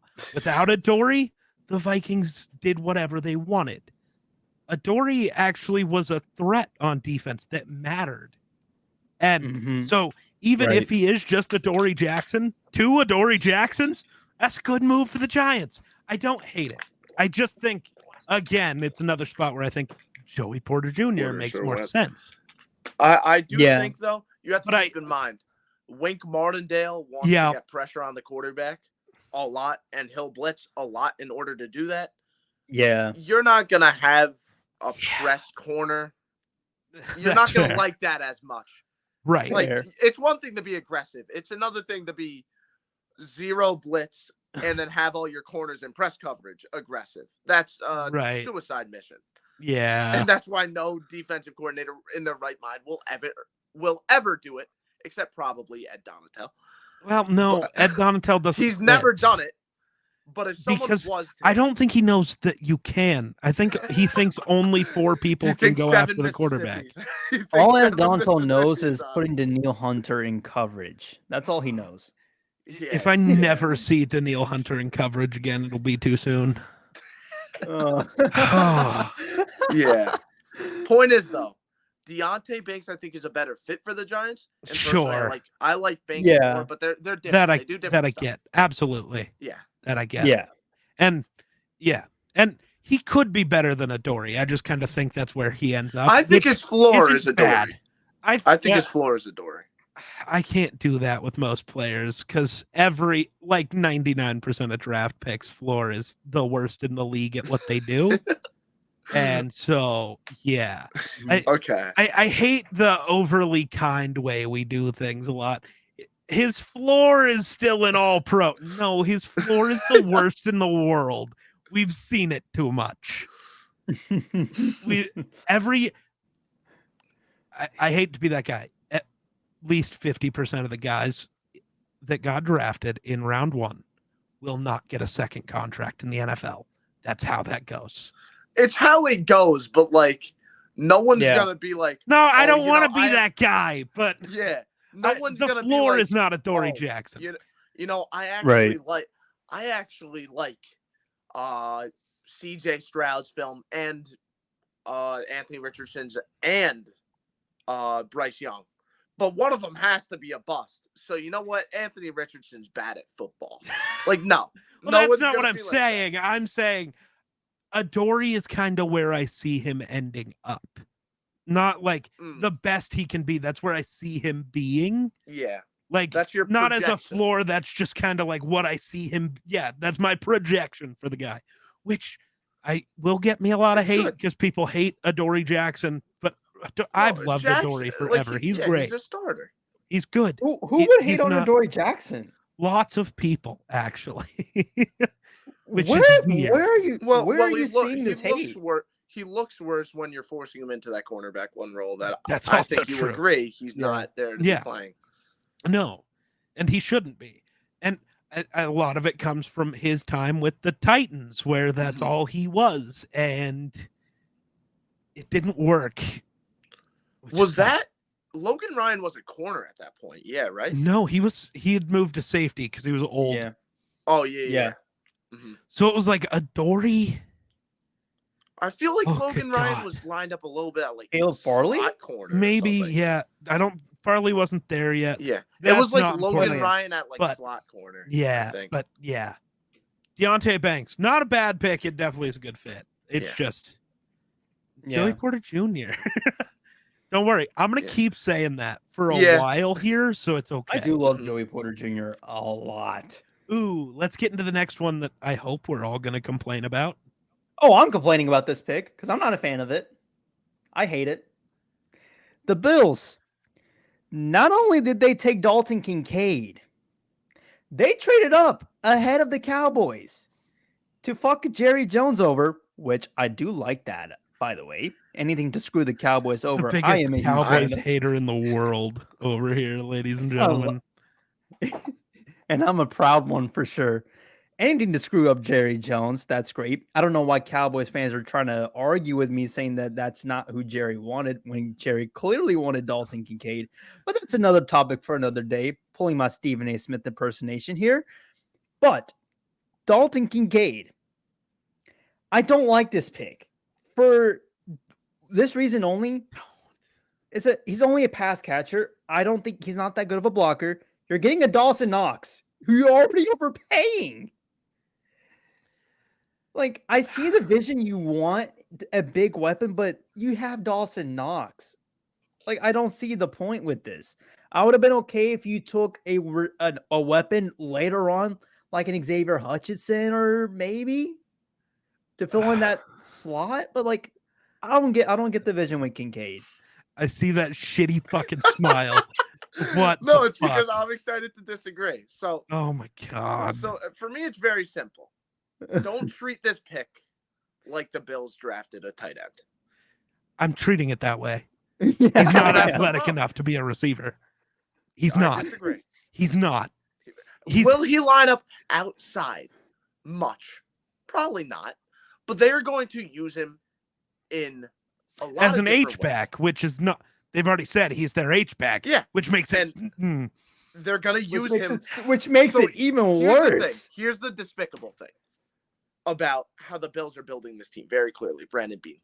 He's building this team to throw the ball and throw it a lot. A lot. Yeah. And they're not going to be like, oh, we want Dalton Kincaid as an H-back so we could block people. Like, no. They saw the same film we saw. Michael Mayer would have been better, though. If they wanted to. So I understand that in some ways. Michael Mayer's better no matter what. Because then you get to use Dawson Knox, who is just Dalton Kincaid, in the role you're saying they should give to Dalton Kincaid. But Kincaid is far better. Right. I don't really know, think man. In terms But of pass here's the catchers thing. in this draft. In terms of pass catchers in this draft, he is. I can see it, but I'll still take Mayer. But Mayer can catch, but can also while blocking. So yes, you can let Dawson Knox, the guy who you're already overpaying, play that role of slot receiver and just receiving weapon, and then have Mayer who can do both. That would be a different prospect. That would be in every way. That would be a different approach to building this. That would be the correct approach. It would be because you paid Dawson Knox like a motherfucker. There's a reason the Bills are not good in the playoffs and fall short every time and will continue to do so. You build your team like a fucking moron, you're going to lose like a fucking moron. Mozzie Smith would have been a great pick for them. I'm sorry. There's 100 players who make more sense here. Dalton Kincaid did not. That might be a little bit of an over-exaggeration. They drafted Kincaid to be the other top-tier receiver to pair with Diggs. But I stand by that. I don't think that's why you have to stop thinking about it as. But I don't they care. Drafted a tight end to replace Dawson Knox. Like, no, I don't think Kincaid can be. He would have to be a top 5 tight end, and I don't think he can be. He's going to be an electrifying weapon for them. I don't. That's what they draft him to be. Well, that's where we disagree. I think that Kincaid as a pass catcher, not as a tight end, not as a receiver, as a pass catcher, is phenomenal. But yeah. Again, so are you trying? Are the Bills trying to envision him as like Travis Kelce, where you'll see Kelce line up? He's a worse athlete than Kelce. That's why I'm so conflicted with this stuff. He's not necessarily going to do the Kelce stuff, but he's also Mike Gesicki. That's what you want him to be. Well, does Mike Gesicki line up as an H-back? No. They want him running these routes out of the backfield too, but they also want him lining up in the slot. They're lining him up all over. He's going to be like a Swiss Army knife for them. Yeah. And that I have to see I just have to see him actually play. That's fair. I just don't think he's that type of special. So that's the disagreement here. But if he is your team has a billion needs, everything is bad. That's fair. Your O-line is bad. Your D-line is bad. Your linebackers are bad. Your secondary is bad. Anton Harrison's right there. Yep. Like their tackles are not good. Anton, Mozzie, Joey Porter Jr., Brian Branch. Oh, so many guys make more sense than a tight end or a receiving weapon. An offensive weapon. Isn't just I don't know. What I don't Dawson Knox asked. So it's so bad. Yeah. That is a more understandable criticism where it's more of look at all the needs they have, but they chose to go with a weapon. Like, no, that doesn't really make sense. And that I feel like is a better criticism. I still don't agree entirely, but I understand would have been the better fit. I do. I just don't like the approach of, oh, they did this despite having Knox. What the hell? Well, that's what makes it not make a ton of sense because having both of them on the field doesn't make sense. Yeah, because they have someone. And it's only if you're going to have the same type of player. And I guess I get it, but it's just they needed someone other than Diggs that like really threatens you in the receiving game. Basically, the way I'm looking at it especially if they want to go with this approach of we're going to throw it 50 million times. So they need to have like another top tier guy, and I think Kincaid should be that. Here's a personally. comparison that makes it make a little more sense. My issue. The Jaguars have Travis Etienne as basically their only running back, right? Right. Imagine they took Jahmyr Gibbs. Yeah. It doesn't make sense. It's the same fucking player. Yep, You take Roshan Johnson, who not whatever. Don't look at the spot they're drafting at. I just mean the players, who is entirely different, big bruiser back. That makes sense because it fits. You're not drafting the same guy at a position. You just drafted the same dude. Yeah. And sure, you can With the use same both, capabilities. but that's just not. That's not a smart way to build a team, I think, unless the guy you're drafting is like Diggs 2, which sure, 2 Diggses is fantastic. 2 Dawson Knoxes is. I think a big part. And I'm of not a this big too, Dawson Knox fan. Something that the one thing or one of the couple of things that would turn even me away from this pick is Ken Dorsey isn't really someone I want to be hearing out in terms of their vision. Like, Yeah, that's kind of the argument I was This is making why for I don't Jahmyr like Gibbs was extremely similar to this. yes, But it was also Brad Johnson is a really smart motherfucker. right. Ken Dorsey. And not Johnson so is much. smart. However, the difference here is I really like Kincaid and him as a weapon here. And again, there's bigger needs, absolutely. But I just stand by it. If they want to go with this approach to offense of just throwing it all over the place, they need a guy other than Diggs that like really, really scares you. That's what this comes down to. It's more of the approach that they're trying to go with. In order for them to have a realistic shot of winning with that exact approach, they need to make this change. Yeah. And I get it. I do get the criticisms against it. There were other needs. There absolutely were. Yeah. Like I'm not even gonna say. That's where I get the biggest issue is their I'm team not even gonna sucks, say, like, and this was but, like I'm not. the- I'm not the gonna make up lowest. some bullshit. Yeah. But I'm telling you, Like this, I said the multiple ceiling that this times. offense has, because this duo of Diggs and Kincaid should be good enough to make up for those issues, along with Allen. I think the difference is how highly I see Kincaid compared to you. No, they can't make up for anything. Because if they could, why didn't I'm looking at this team like I looked at Minnesota's roster last year. They can't make up for it. They're going to win a bunch of games in the regular season because the offense is going to be cool. But when games matter, they don't have the pieces that matter to do anything. And they're going to lose in the first round of the playoffs or the second round of the playoffs again because they're not a real football team. And moves like this continue to make them not a real team. That's the thing. And the other issue is they aren't in the first year of a new GM and a new coach and trying to rebuild a roster. This is in the middle of trying to compete, and they're just not doing it the wrong way. They're not making competitive moves. Yeah. And that's I mean, I think a lot of it too is them banking on the defense staying healthy just fixes all their problems. And their defense is so old. And I was going to say the age and Trey White, as much as I love him, he's been healthy mostly kind of he was healthy last year and he sucked. He took a step back. He more than took a step back.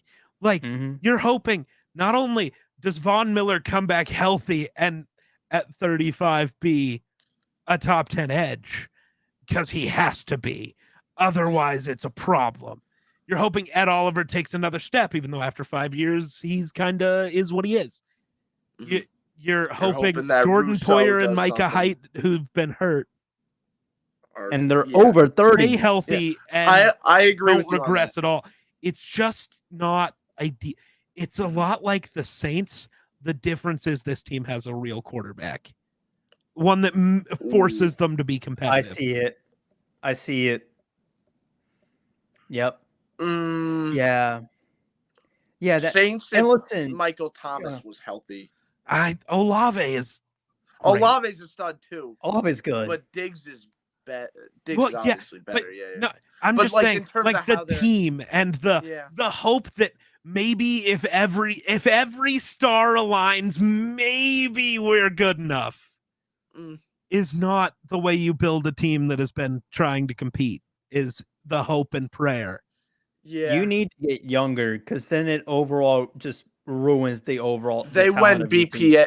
They went BPA when they shouldn't have, basically. Well, no, or what they went for believe is need BPA. instead of BPA. Because But it was the the wrong Bills need. don't have any weapons. They went for But it was the need bad they process. viewed as the biggest, Okay. which yeah. wasn't, and Which was bad had the process. worst player of any of their needs. I'm not of any of their needs. Actually, the worst player of any of their needs. That is not me shitting on Dalton Kincaid. Anton Harrison was my tackle 1. Yeah. Mozzie Smith was my guard 1 and a top 10 There were prospect in this there were class. definitely safer picks. Right. I Right. absolutely That's- that's indisputable. Harrison would have been yeah. sick. Yeah. Harrison would have been This is the sick. type of pick that could get someone This like is the being pick fired. that gets you fired. Yeah. And It it could. probably will. Could get you fired. But And yet, even though they took Osiris, and listen, I still think the ceiling for the offense is Could be. high because Could be. of it. And it it's can going to be also high save because his Josh job. Allen's a fucking psycho. Yeah, Yes. that's also part of it. yes, But fuck, Josh Allen. I don't like the process here. I don't. And I and like get you it. I took get the Osiris gripes. Torres in the second round. Him and They Anton got would him have in been the sick third. together. They got Osiris in the 3rd, right? No, No, it was third. It was late second. It was late second. They got Osiris late second. Did they? Okay, Him my and bad. Anton I would have thought been it was 3rd. sick. Brain rough. Him and Anton, that would have been a great offensive line right there. Yeah, suddenly the And they- offensive line's fixed just that quick. Like just with these 2 picks, and they blew so, that chance. I've You yelled needed to about this protect team Josh Allen. enough. Yeah. Oh I man, think. but like I said, Xavier Hutchinson, I would have been much better pick if they wanted another weapon. Not Yeah, there. one. I love Xavier Hutchinson, but not Like there. I'm talking about later rounds, obviously. Yeah, go because Listen, man, there's only one Xavier Hutchinson, and every team sort of drafted him. that's valid. That was Like that. Texans. That's kind of the thing. But also, my other thing is, if you're so willing to move up, why didn't you just move up farther and get Get a any of the JSN, receivers? not necessarily like JSN. JSN. Okay, any of those 4. Why didn't you Yeah. move up for any of those 4? Because I really have a feeling the Lions would have traded down if they knew because it would have been the same way the Jags traded down.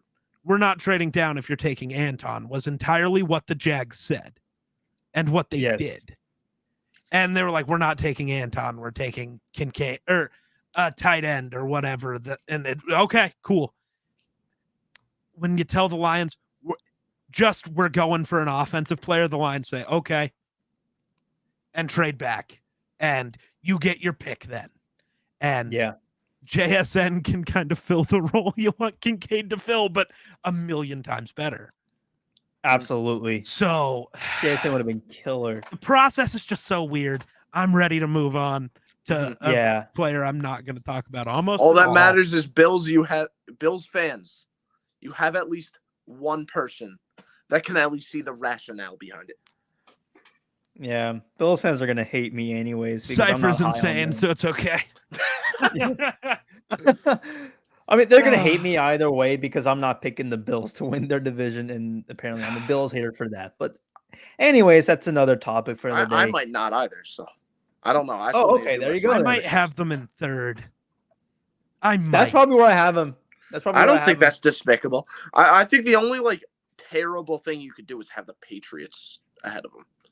Like that. Yeah, that's the only thing. Yeah. Jets. I have the Jets winning it. I have the Jets. All that set in stone there is Patriots are the 4th seed or the 4th. It's like I love the Dolphins. The biggest issue I have is it's hard for me to root against the best quarterback in the division. It's just hard. That's why going into last year, I still picked the Packers to win the division because Aaron Rodgers. It's like I can't. he's the best QB in the division. He should just get it done. He should. And so for Josh Allen, that's hard. He's the best QB in the division. He should get it done. But he doesn't have the best team in the division. Rodgers does. He has the third best team in the division. If you put Josh Allen on either of the other two teams, we're calling them the Super Bowl favorites. So exactly. It's tough. Josh Allen and Tyreek Hill would be trucks. Anyways, I don't want to ever see a quarterback like that in Miami. Ever. Never, please. Stick with Tua. And then even Miami has their concerns with the offensive line, which is why I'm kind of not putting them ahead of the Jets at this moment. Yeah. That's fair. Yeah. But their defense Talk is gonna about be incredible. Hammy's favorite team. Yeah, how about these Dallas Cowboys? They went with a pick that apparently Cowboys fans hate for some reason because Cowboys fans are stupid. Yeah, they're the dumbest motherfucking fans in the planet Earth that we live in. I mean, Packers Vikings fans on Twitter. Too.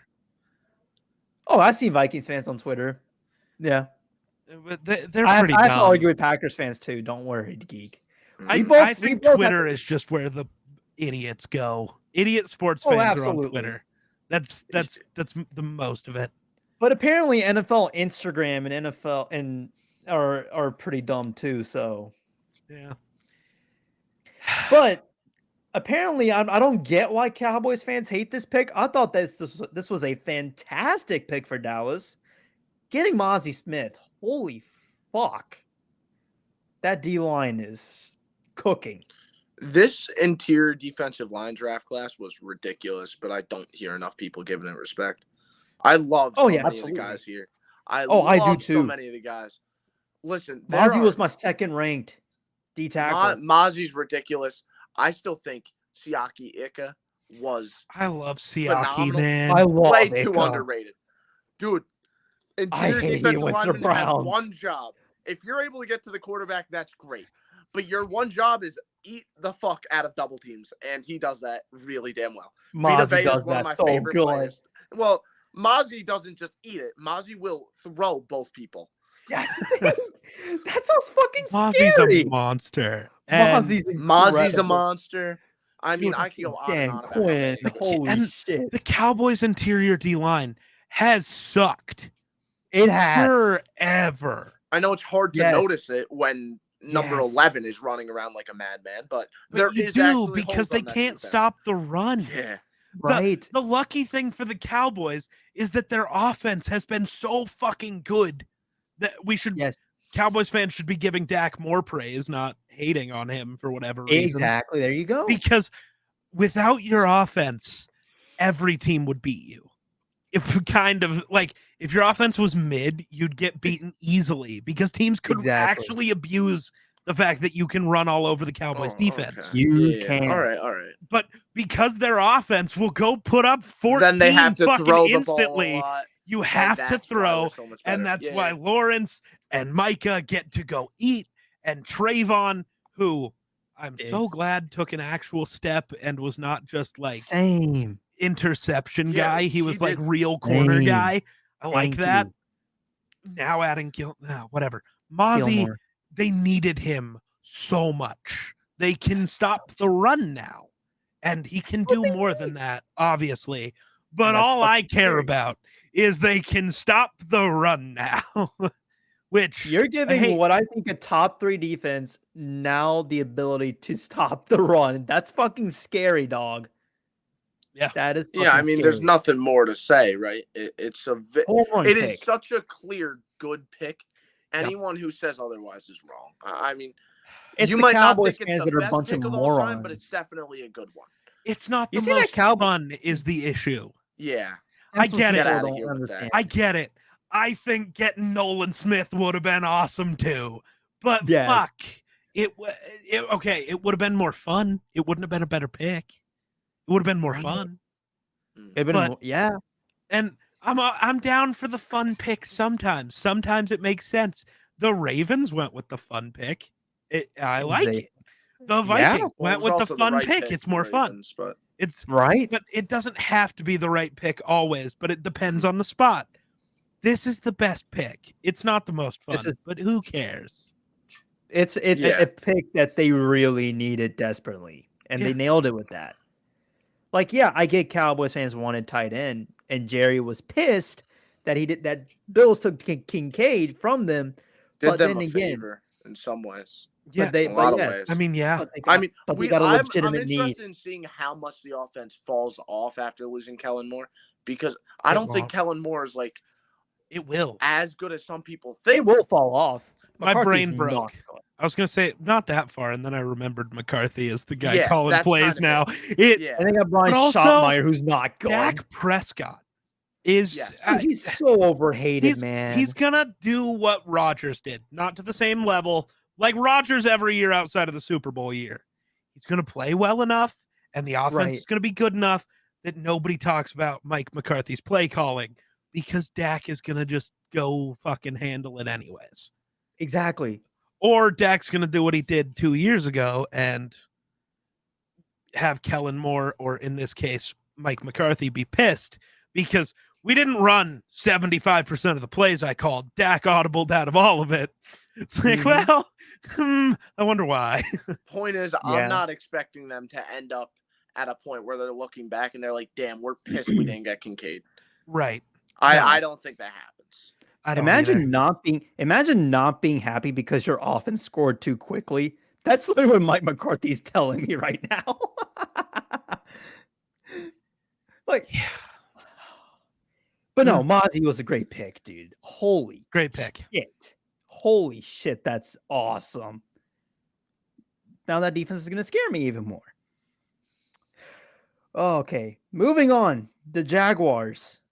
They got Geeks OT1, my OT2, and Anton Harrison. Love it. Where'd I have him? I probably had him just offensive tackles, not overall offensive linemen. I probably had him 3. Yeah, I had him 3 then. I had him 3. Most pro ready. Paris Johnson and I'm a Darnell Wright guy. No, he could suck. Wright was my number 3. I had Anton ahead of Darnell. No, I have Darnell Wright at 3. My issue with him is the question of, can he block anybody on the outside?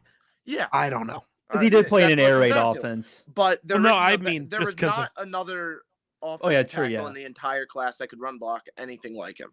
Sure. Absolutely. Yeah. Right. Yeah. I mean, the potential he offers in that aspect is electrifying.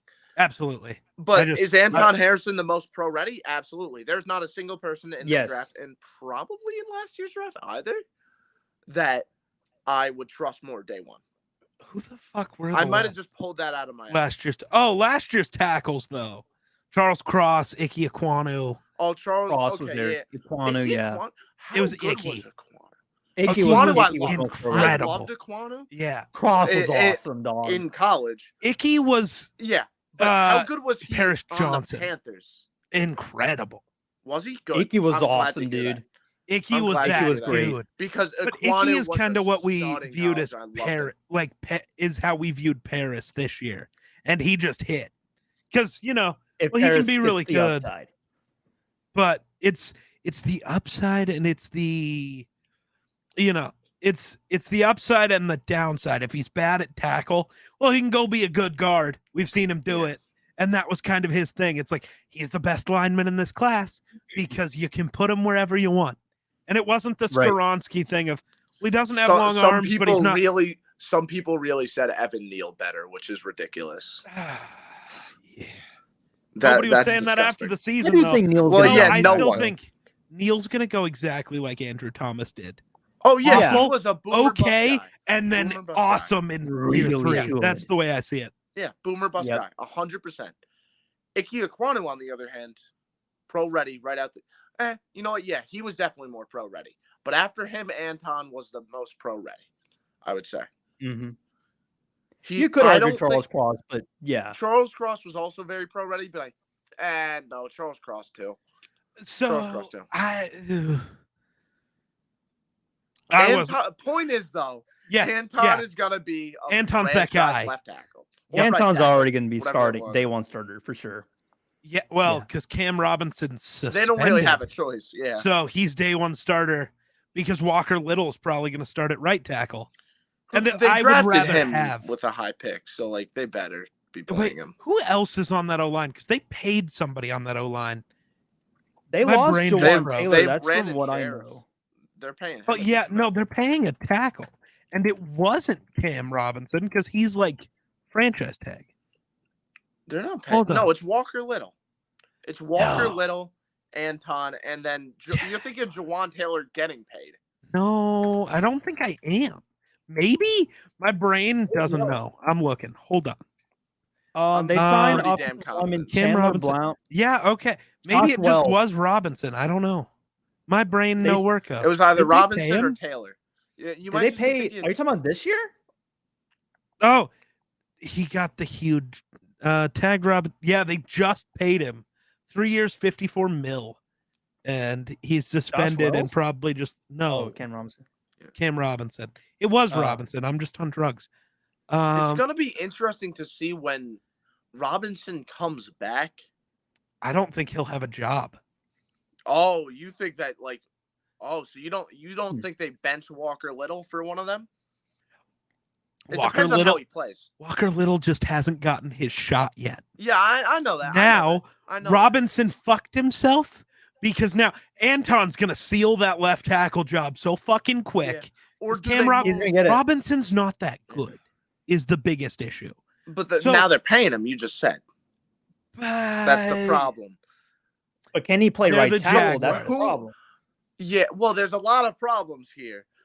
All of a sudden, Yeah, Uh, but that yeah, I don't know. They If have- Walker Little's good, you just say fuck you and bench him and cool, he gets paid a lot. Or you move him to guard because outside of Scherf, what do you got? Mm. And maybe he's good, maybe he's not. He'll probably be as good at guard as he was at tackle, which is yeah, Right. He's definitely an offensive tackle in the NFL. yes, absolutely. So Yeah. love the Anton Harrison pick and the Jags.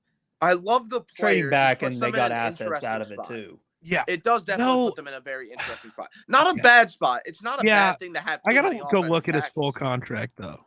It's not a bad thing to have too many offensive tackles, but it puts them in an interesting dilemma. Okay. Let's go to Spot Rack. Spot Rack, whatever. However the fuck you say that place. Spot rack. That's the place for So- contracts, baby. Yeah, there's a potential out this offseason, apparently. Oh, okay. So there you Oh, for go. Cam So I guess Robinson? it's not. Yeah, where they'll have he only has a $5 million dead cap.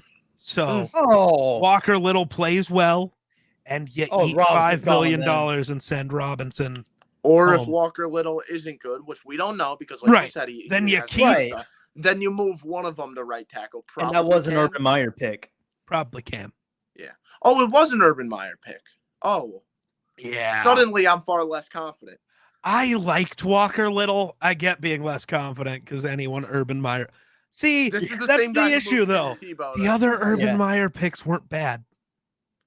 It's T-Law just the ETN Travis pick made Etienne? no sense. Well, T-Law Made was no there. sense. Etienne pick Etienne didn't make sense until Etienne suddenly was it bad did. process. Absolutely. Bad process, still but is- also no, not kind of suddenly it good did. process. No, James Robinson good at football. They- Was he? Robinson was not. I stand by. it. Robinson I wasn't like that James bad. Robinson. But when the Jaguars traded him to the Jets, who had no running back, why did he not get a single carry ever? Their There's offensive something coordinator with was that. terrible. This is the same guy that Um, randomly decided he doesn't want Elijah Moore playing football. So yeah, no. He mean, did. that's I do fair, believe but- Robinson did tear his Achilles. Like the I season forgot. before. I keep forgetting the name of the offensive. It was Yeah. LaFleur. It was LaFleur. Oh, the other LaFleur. Mike LaFleur, yeah. Mike LaFleur. Mike LaFleur had Yeah. an obsession with benching players that should have been on the field. I don't really Yeah, care. But Maybe I don't have an NFL job, so I shouldn't be saying that. But I frankly don't give a fuck. That's James Robinson genuinely us. should have been on a That's football us. field. And That is same us. exact thing for Elijah Moore. And now the problem is he went Yeah. to the Patriots, which also won't put him on the football field a lot, which sucks because he is a very good player. Not very, Oh, he but did. he's a good Yeah. running back. I like James Robinson a lot. I still think the ETN pick was bad process, although he is a good player. ETN is great. Yeah, I didn't get it. I think Robinson was a UDFA too. He was. That's the sick part. So the thing with ETN that I kind of understood, I don't know if Urban was thinking of it this way, but think of it the Jahmyr Gibbs way. Well, no, as just a weapon, and also this guy a weapon that was with he T-Law. wanted Kadarius Toney. That was the vision. He saw the Joe Burrow, Jamar so Chase. I think he just wanted him to play slot. Yeah, and it was already a connection. T-Law and ETN were teammates, so like, right. It's not good process, but I at least see the vision there. Okay, yeah. I see a vision. I don't know if it was Urban's vision, but I see a vision that works, and it turned out okay once Doug Peterson got there. Tell me the vision behind the Tim Tebow. Peterson is a genius. I love it very much. Tebow, good Christian boy. Tell me the vision behind bringing Tavon Austin and Carlos Hyde out of the grave. Carlos Hyde, James Robinson replacement because Achilles tear, and Tavon Austin fast once. He can beat Tyreek Hill. I'm Urban Meyer. I don't know who that 99 guy is. The Jaguars pulling the Raiders, but instead doing it through signings. Just pull a tape, pulling a Raiders. I kind of see the vision. Like, okay, Tavon is whatever. Signing Tavon Austin doesn't sway me either way. You get a cool returner and a speedy guy who can maybe do something for your offense. That doesn't do anything. Carlos Hyde coming in and getting carries over Robinson and ETN is stupid. There's no defense for that. Tavon Austin wasn't starting. He just existed on the team. That's not bad process. That's just signing good pieces. The only good thing Urban Meyer did, which this should be the last thing we say about Urban Meyer, because I don't think anyone wants to hear about Urban Meyer. The only good thing Urban Meyer did was move Jamal Agnew to wide receiver. Yeah. Which is a very random thing. But that was the only good thing he did. Hey, and he stuck with Trevor Lawrence. Yes. He did actually pick Trevor Lawrence. Did not no. I don't mean generational prospect. I mean chose to draft it. Yeah. They got the number 1 overall pick. He stuck with Lawrence as everyone knew he should. Dude, it's Urban Meyer. It's Urban Meyer. He's literally the worst coach to ever coach an NFL team, and it's not close. And he's the shittiest human being ever. I mean, actually getting Trevor Lawrence is a high bar when you're him. Yeah, that is true. That is true. This is the type of guy who would have taken fucking Kellen Mond 1 overall. And we saw how that worked out, him going in the 3rd round. No, Urban Meyer would have picked Kellen Mond is. The first overall pick. I think Kellen Mond's in Cleveland. He was. Yes, he is he still? He is. Okay. I don't think he will be because they took DTR. All right. I really want Kellen Mond to get a fair shot. I am a Kellen Mond truther like Geek is. He got a fair shot. Kevin O'Connell came in and said he was bad, so I trust that process. There you go. All right. Or Kellen Mond. I didn't trust Zimmer's process of not seeing what he was, but couple preseason games in and KOC goes by. Okay. It makes sense. If KOC doesn't buy it, I don't buy it. I kind of. Right. I might have put too much faith in KOC before I knew what he was going to be, but I got excited. The Vikings have never had an offensive coach. I was excited for a guy who understands offense. Yeah. Big dubs. But anyways, Anton Harrison, great pick. Oh, yeah, that's who we were talking about. That's how we got here. It is nearly 1 a.m. Yeah, we're going. Hey, we haven't even hit the 2-hour mark. Chill out. All right. Yeah, you're right. Chill out. My point is, I'm gonna be running on. I have 2 exams tomorrow. And oh my god, this guy in his schooling. Okay, I think we can all agree here. The Bengals. Why? Miles Murphy. Why? Bengals. They're the type. So Miles Murphy. I thought that they were trying to do like this player's contract is expiring, so we're just gonna replace him. And then I looked and I was like, oh wait, no, Sam Hubbard's still there until like 2025 Trey or something. Hendrickson? And Makes Trey no Hendrickson fucking is sense. also there for a while. So I don't know. That's a bad pick. Maybe they're trying to do the Eagles thing. But let's not say it's bad. Let's think about. No, let's try and think about what they're trying to do, because Lou Anarumo knows his shit. Okay. I mean, yes, but maybe not. Maybe they're trying to copy the Eagles. I still think the Bengals defense is overrated. When the Eagles draft a rotational defensive lineman, it's perfectly fine. But when the Bengals do it, it's a problem? No.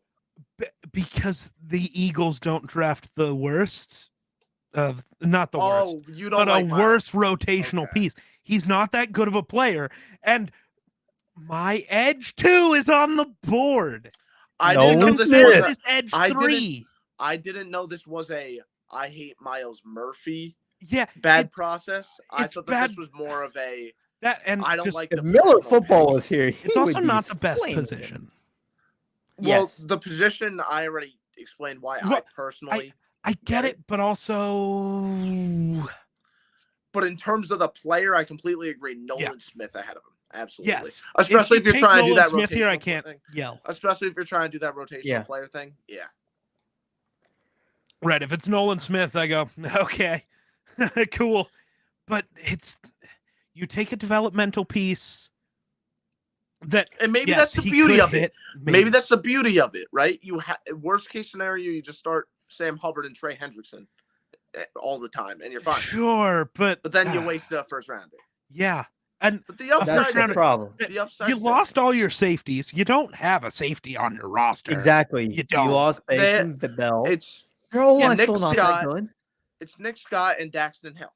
Daxton Hill, who they played at corner last year, so now he's got to move to safety. So now your corner room gets worse.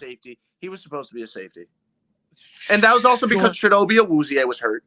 Right, but you also lost Eli Apple, so your corner room is Chidobe Awuzie. Chidobe Awuzie, Mike Hilton, and they have Mike Hilton as a slot corner is good. Yeah, he's a good slot. Right, but he's a slot corner. Yeah. So you need another corner. Outside. There's a good one on the board. You need safeties. The best one in the class is on the board. Well, I personally, you still need some O-line help, and there's choices here. You need maybe a running back. I don't know who you take, but there's like pieces that they need more, and they don't even take the best edge option. It's just weird. If they take Nolan Smith, I don't care as much. I don't like it's definitely because strange. It's Murphy. I could see it. And I don't even think the Bengals can be in this position to develop any guys anyways, because they're in that contending status. Yeah. Yes. And I agree it would have been better. But I'm not gonna say it's the worst pick just because it's not the worst. I do think deciding to develop a guy, even though you're a competing team, deciding to develop a guy at the edge rusher position, it's always when smart. You have two guys behind him. Oh yeah. Or when you have two guys ahead of him, I think it's definitely a smart approach. Although I do agree, it is probably going with a Joey Porter or someone like that. Probably a smarter pick here. Because then you move Dax to safety. Their cornerback. I need to know who their other corner is. If you could really quickly look that up. I think it's going to be Cam Taylor-Britt. I believe that's it. Which he had one good playoff game. Yeah. But I do like Mike Hilton, and I do like Chidobe Awuzie, although Chidobe Awuzie is coming off a big injury. So Chidobe Awuzie and Cam Taylor-Britt, Mike Hilton. I guess they ended up with DJ Turner later. Ooh. They got a speedy corner. Oh yeah. So there you go. But at the time they didn't have DJ Turner, and they could have. The point is, it's a deep cornerback class, and knew they wanted a corner later. Yeah, sure, but so I like, and I actually like Nick Scott at safety. I do. I don't. Nick Scott and Daxton Hill. They also ended up with Jordan Battle, so Nick Scott might not actually start. Well, Jordan Battle, we all know what he is. Even though he just got drafted, we know what he is. Right. He's a high up there zone safety. That's all he is. Which is what you'd need instead of Nick Scott there, because Dax Hill is your other safety.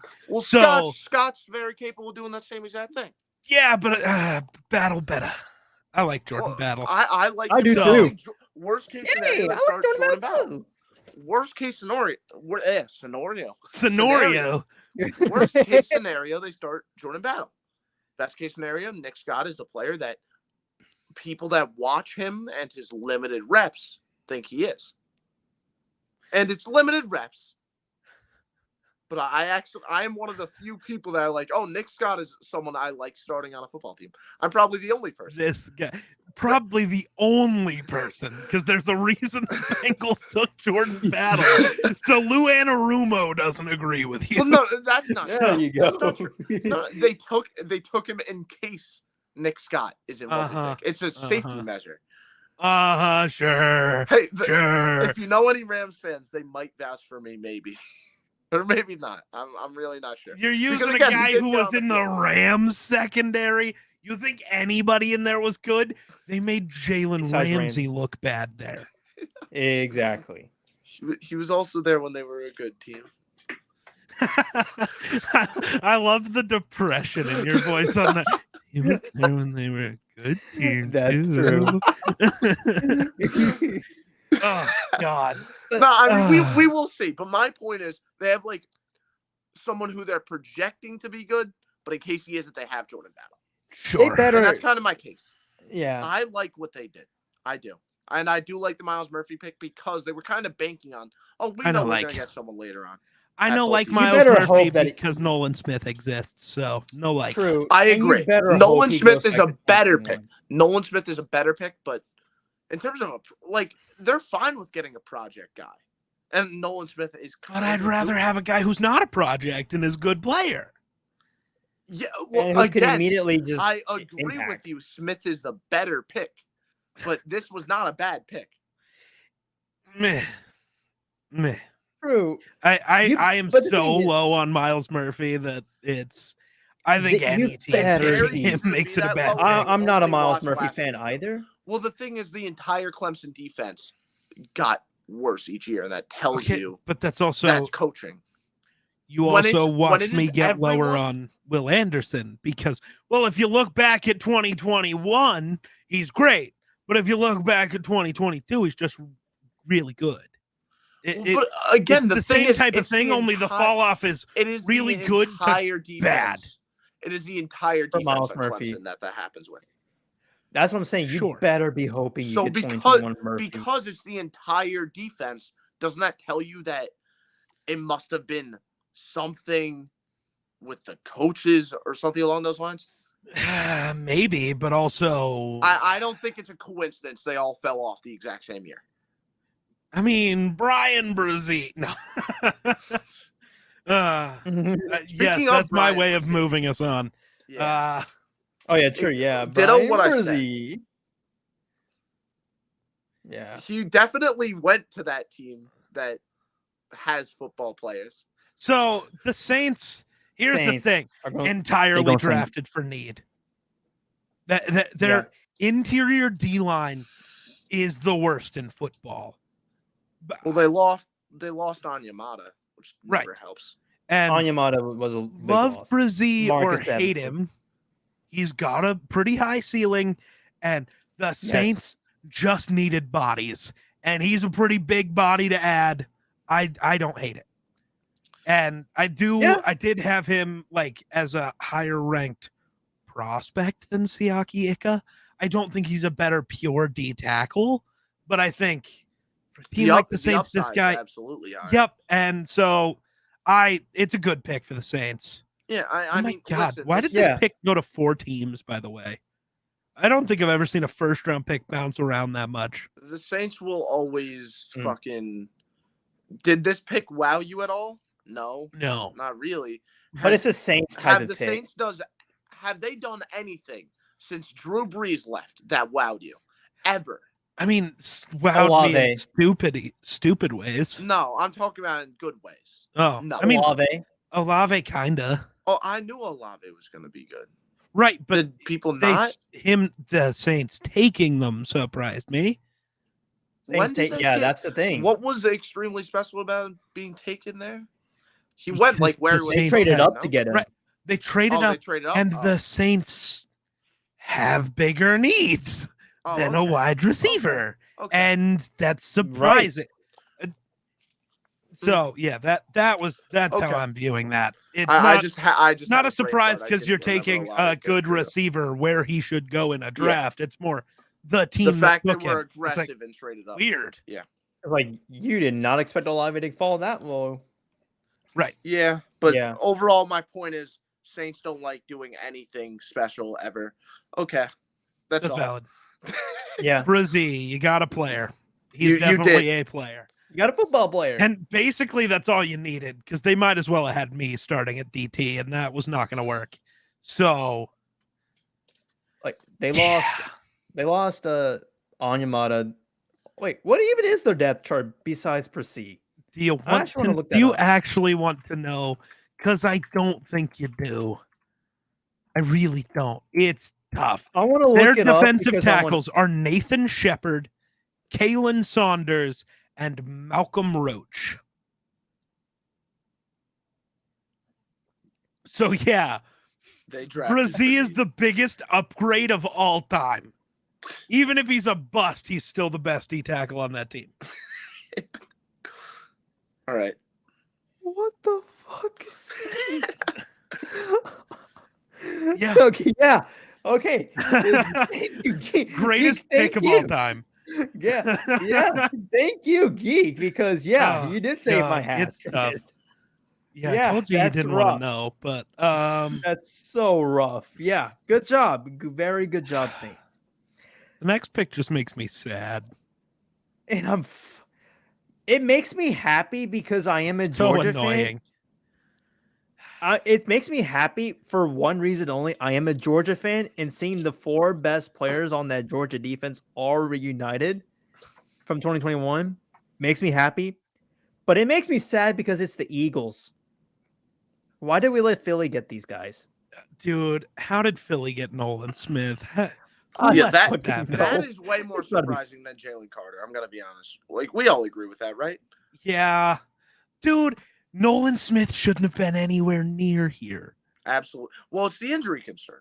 It's 100% the injury concern. I'm not saying I agree with it. I know.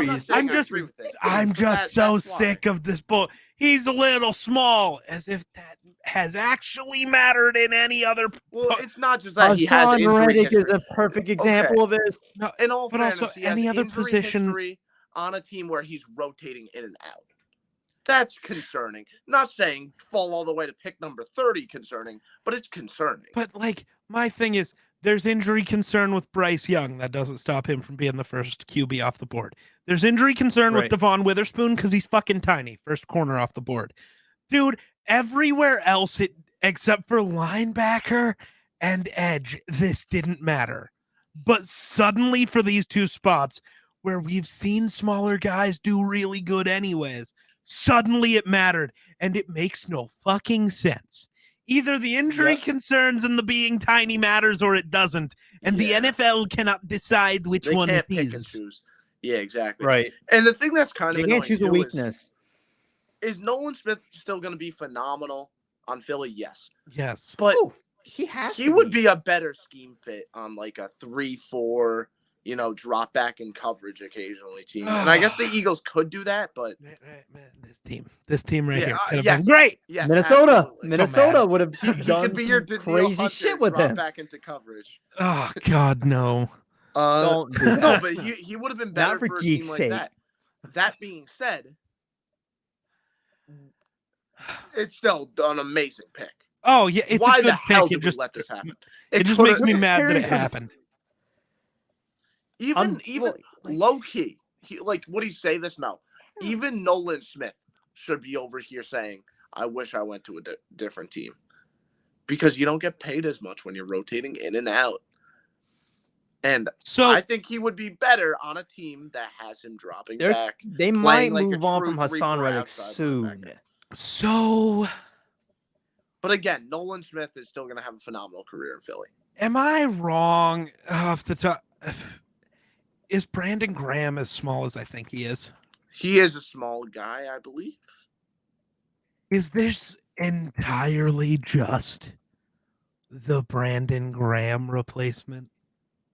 It's not even Like, replacement. yes, It's just it's the rotate any rotation. guy. For now, Brandon Graham is 35, 36. Yeah, and then they're going to replace him Okay, with yeah. Nolan Smith, and then they're going to draft someone behind Nolan Smith to replace Nolan Smith. See, that's They the also thing. have We keep Josh talking about Sweat. how they always draft this rotation, but they don't. Brandon Do they not? Graham and Fletcher Cox were every down players for over a decade. They started getting old, and they started drafting guys who could help them rotate out. But then, when but I these think now guys they retires, adopted those this identity. rotation guys become those every down guys. But I think now they adopted this identity, and it worked Maybe so well not. last year. Why would you stop? Right? Maybe, but also, I don't know. Like, you're completely right. They could just be like, oh, fuck it. Let's go back to what we were doing. But, like, because it why worked. would they? Both worked. Yeah. Is the issue. Mhm. But this one worked better. No? But the other one won them a Super Bowl. This just got them to one. Yeah, but this one, the other one, it was more. I'm being a shithead about this, but I know what you mean. I'm just being a little shit. Yeah, the defense. It was a little bit more the defense this time around. No, it was all defense in 2017. Yeah, that's a little bit pre my I'm really deep into the NFL era. I was still watching the NFL, but I wasn't like deep into it. Yeah. Wasn't Carson Wentz not phenomenal that year? Oh, he was, and then he gets hurt before the playoffs even start. and that was when Nick Foles took over. Nick Foles that was the highest scoring Super Bowl ever. But was it before that? Were the other offensive games were the other playoff games low scoring? The other playoff games, their defense, they beat Minnesota 37-7. Mm-hmm. The 37 is actually more surprise. It's surprising from both teams. Minnesota had the best defense in football that year and gave up 37. Philly. So that part, their offense did show up in both of those games, which I think is more of a testament to Doug Peterson. But their defense is also the reason they scored so much in all of those games, forcing turnovers, scoring points. That was their bread and butter. And it was a lot of just the pass rush. Brandon Graham just being able to get after it. Nolan Smith and Brandon Graham are the same fucking size. They're the same. Nolan Smith is 10 pounds lighter. Woo. Eat a cheese. You're in Philly. You're going to eat a couple cheesesteaks and you're going to be there, dog. It's not that hard. So, sure. I mean, it's just Brandon Graham, too. Brandon Graham's there for one more year. All that matters. All that matters is whether they rotate or don't rotate. This defense is fucking scary. It's stupid, and I hate it. It's in Philadelphia, good. Of all places. Yeah, I have to deal with. You know how rowdy shit gets in Philly? I know. When I was 7 years old, they made me cry. I know. I went to Eagles. Shit gets rowdy in Philly. Eagles game. And now you're gonna give Philly a scary fucking defense. They threw shit at Santa. They ate horse shit. This is one of the fan bases of all time. Yeah. And I hate this is the fan base that ended had up it. there. It's good for Nolan Smith and bad for him at the same time, but it just Jalen Carter I'm concerned about.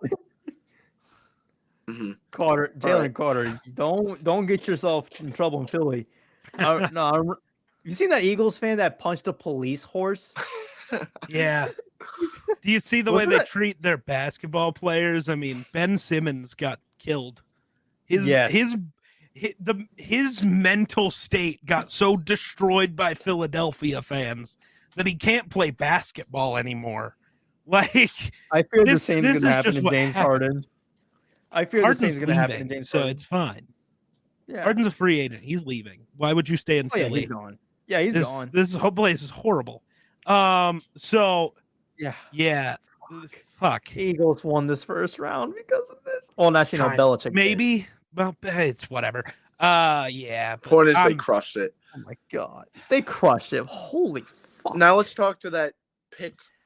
This is honestly one of the most forgettable. Am I wrong for saying this? Yeah, I think it's just the Chiefs making a pick to make a pick. Yeah, it felt like that in Kansas City. Listen, it should have been BJ Ojolari. Are we disagreeing with that? No, I agree. Yeah, Ojolari. Yeah. I like Ojolari. Hammy, remember? But I do see the vision with Enyedika Uzama. Hammy, you remember what we were fearing when this pick Brian happened. Branch. If Brian Branch went to Steve I was fearing Brian Spagnuolo, Branch. That would have been and the so Chiefs, good.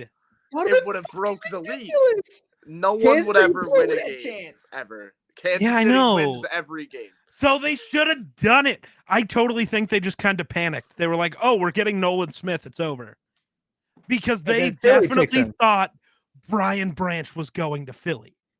I They thought so definitely too. thought I'd have that. been fucking scared.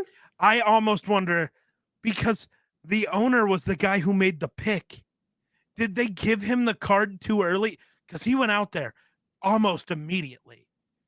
Did they just give him the card before the Eagles actually made their pick? And I don't know walk what up, it was. they're going to take Branch, so take this guy. And then kind of go, oh, fuck. I know that's probably not what happened. You call it audible. But like, that's what it feels like. Like, it's not a bad pick. No, it's fine. Really. Oh, but Nolan Smith's a great there were pick. so many better picks. Felix available. Anudike-Uzomah for the Chiefs, not Nolan Smith. Oh, then I'm so fucking We lost. moved My on. We left you in the Yeah. dust, Hammy. I'm sorry. bad. But there were so many better did picks panic. here. Ujulari. Better Ojulari. pick, without a doubt, in my mind, personally. Brian Branch would have been a better pick. Who I was wanting Kansas City to take with that pick. Fuck it. Osiris, or no, they're good at guards. See, their guards are fine. They need a right tackle, and I don't see the vision of drafting a tackle here. Yeah, there weren't great tackles available. They did take Wanya Morris. I mean, there were so many good picks here, though, is my overall point. And the Chiefs are just kind of a team. You just pick the best player available. Wide receiver if they wanted to. Yeah, I mean, reach on a guy a little bit. Yeah. They could have took a receiver. I mean, I see Anudike-Uzomah working. They still got Rashee Rice. I like him.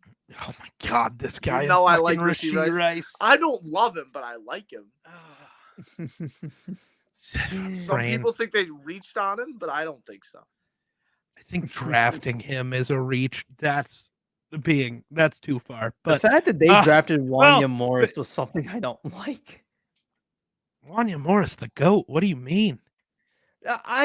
Dude, his hand placement is where I'm like mostly like 90% of my basis for that is he's went to Oklahoma, so he's the GOAT. That's and I don't blame you for that though. Once it gets past the guys I view as like third round picks, I kind of just go, I watch them and then I kind of go, yeah, they're cool.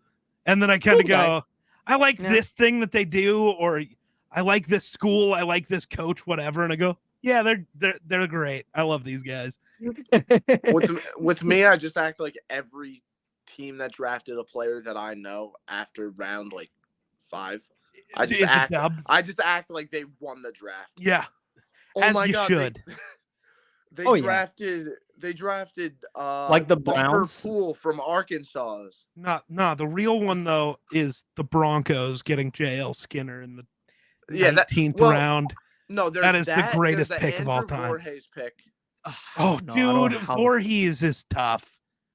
What do you mean tough? You mean like because he ACL only fell that far because of an injury. But it shouldn't have been that far. No, Ojabo fell around. Not everybody fell around. Did he only go around, or was it 2?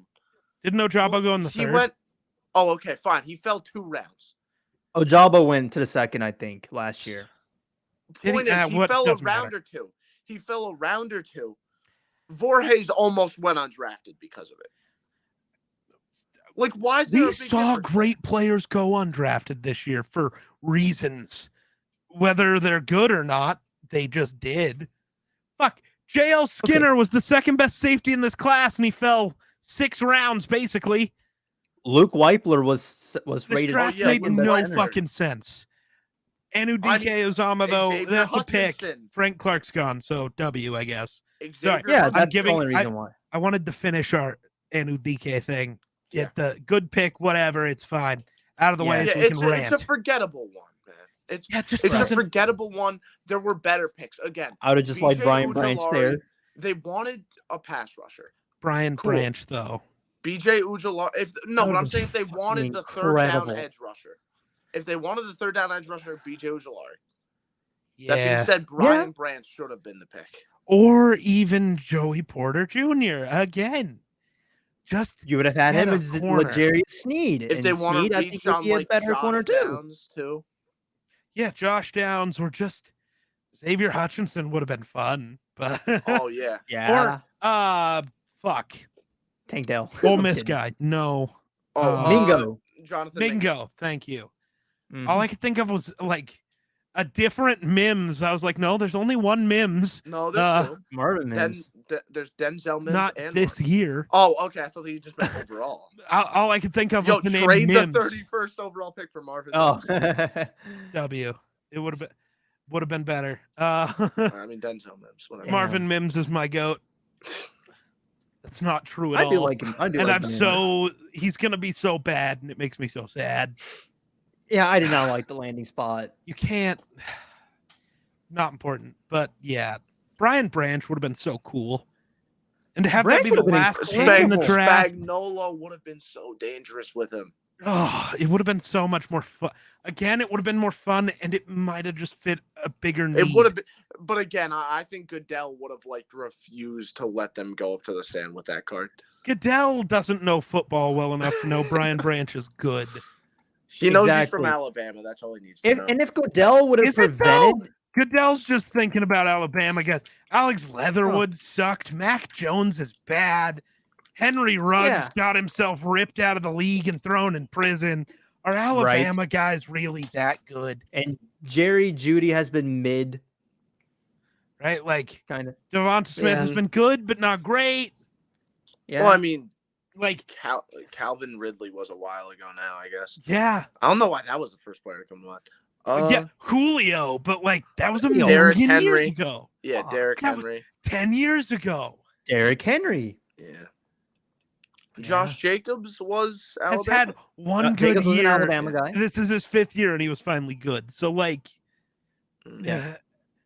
I'm not Najee's saying not Alabama guys aren't good. I'm just saying, like, Goodell's Christian not going to see Barmore. Bama guy and go, he's too good for the Chiefs. He's going to go, yeah.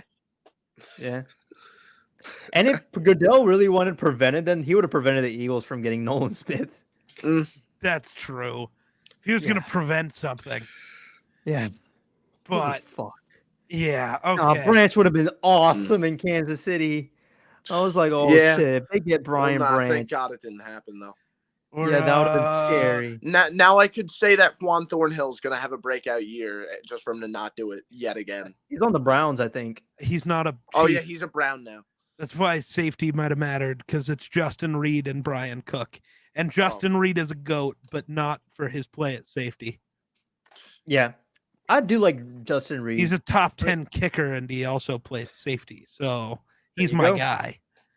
There you go. Brian Cook, I mean, he was one of the guys from that Cincinnati defense. That stepped up. So, like, who knows? Could be really good. Dude, I mean, kind of seems like everybody from that Cincinnati defense is really good. So I don't know. No, dude, the fact that Kansas City's draft class last year was so good and like all these players fucking balled out. I love George Karlaftis. Holy Leo Chanel. Chanel was good. Really funny. Really fun to watch. I mean, they killed it last year. Brian Cook, Trent McDuffie. Yeah, McDuffie. McDuffie was awesome, dog.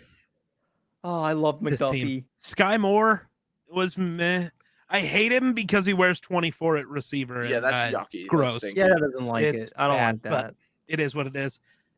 But also, who was available at tackle right here? I'm genuinely curious. Because Donovan Smith cannot be a starting tackle anywhere. He can't be. DeJuan Jones. Take him. I would have taken DeJuan. Thank you, dude. Better than Donovan Smith. This dude's bad, man. I mean, again, there has to be some tackles on the market. Trade for them. With the 31st pick? It won't happen because Bengals Chiefs hate each other. Jonah Williams, man. Yeah. He's like demanded his way out. Like, God. Orlando Brown signed there. Look at that guy. You might as well get right. Like, it's basically just an Orlando Brown for. But here's the thing, too, though. The problem with Donovan Smith, or a large part of it, was a lot of holding. Andy Reid is like really good with fixing the O-lineman. He's just bad hand placement. He's slow. He's old. And I'm sorry, I've watched him be too bad for too long. If someone were to revive him, it'd be this. Personally, I don't see reviving a 30-year-old who's started every year of his career. But I'm saying if he were to get fixed. If there was a world where something that's never happened happens, it's Andy fucking Reid. I mean, am I wrong? No, but fuck you. I mean, no. So, here's what's realistically going to happen. Whoever the hell their backup is, I don't even know who it is going to end up replacing him week 3 after his 9th. It's Wanya Morris. It's going to be Wanya Morris. It's going to be Wanya Morris. Okay, that's who it will be. I'm fucking scared. Morris. Wanya is the GOAT. Oh, yeah, second best tackle in the class. What are we talking about? There you go. True. Anton and then Wanya and then DeJuan Jones, maybe. Bingo. The ceiling thing again. DeJuan could be the greatest tackle to ever live or the worst. Those are the options. He did go to the Browns, though, so they know how to develop offensive linemen. No in between. I don't know if they do. Jedrick Wills has done nothing but get worse since he stepped onto the field. Wills is not good, so I see DeJuan. But he was. Him. But he was good. He just kept progressing. Wyatt Teller. Here's the thing, though. So, yes, Willis isn't good, but Conklin is. Conklin's good. I do like Jack Conklin. Jack Conklin was he drafted by the Browns? No. That's why my is thing. That relevant? Yeah, because going off they develop O-linemen. No, they don't. Okay. Wyatt Teller was a Bill. Jack Conklin, I think, was a Titan. Yeah, that's true. Yes. None of their Joe good. Batonio. I keep forgetting that. I think Joe Batonio is a career Brown. I think Batonio was drafted by the Browns. I think so. But maybe. I don't know. I might be wrong. Okay. He's the one guy who's played for the Browns his whole career. So out of their 5 O-linemen who have all been good, 2 of them came from somewhere else. One was good as a rookie and then has done nothing but get worse. Mm-hmm. I think, okay. Can they develop O-linemen? Or was Joel Batonio just fated to be good and everyone else just showed up good? Yeah. That's a good point. Yeah. My point was my issue with Wanya Morris, and I told Chiefs fans this, and they don't seem to give a fuck about this because they want to get cocky with the whole shit. But Andy I don't Reid's like Wanya's hand placement. Yeah, it was just the Wanya Morris pick. It's like I'd rather would have taken DeJuan Jones. I just don't like Wanya's hand placement. Kind of does concern me because he will get you into a situation where he's going to allow a pressure, and you had that shit with Orlando Brown and Andrew Wiley. Right, but no, I don't fucking care. Andy Reid. If we're going to pretend Andy Reid can fix 30-year-old Donovan Smith. I mean, no, I was saying he can fix a 20-year-old. I was really that's saying valid. That's valid. Andy Reid either somehow fixes Donovan Smith or Donovan Smith gets replaced by someone else who he fixed. Right. So that's my point. If whether he can fix Morris or anyone, me, I don't know. Or fucking me. I don't think he could fix me. I'm a little small to play tackle. I just simply have that dog in me. So I don't know. I don't have that dog in me. That's gonna sound bad. We're gonna move on. The Chiefs wide receiver room is not good. Kadarius Toney is great. Mahomes. Besides that, Sky Moore is good. Also, Mahomes. Moore is good. And Rashee Rice, who's a rookie. So they do have Rashee Rice. And why the fuck do I keep forgetting that? I don't fucking know. He's forgettable. MVS is still there. And Richie Mahomes. James, I do like MVS. Justin Watson and played Mahomes. well. Justin Ross is a rookie. Also, John Ross is Mahomes. there. They got And Tyreek Mahomes. 2.0. Amir Also Smith-Marset is the greatest double agent in all of And NFL Mahomes. history. Yes, but Amir Smith-Marset is my GOAT. They have He left Minnesota, went to Mahomes. Chicago, immediately cost them the game against Minnesota, and then left Chicago. Emir Smith-Marset is the greatest double agent of all time, and I will stand by this forever. My phone's at 11%. Big dubs. Yeah, and it's we're done. 118. We're done. We're done. We've been done. Yeah. We just kept talking about Wanya Morris. That's fair. As deserved. There we go.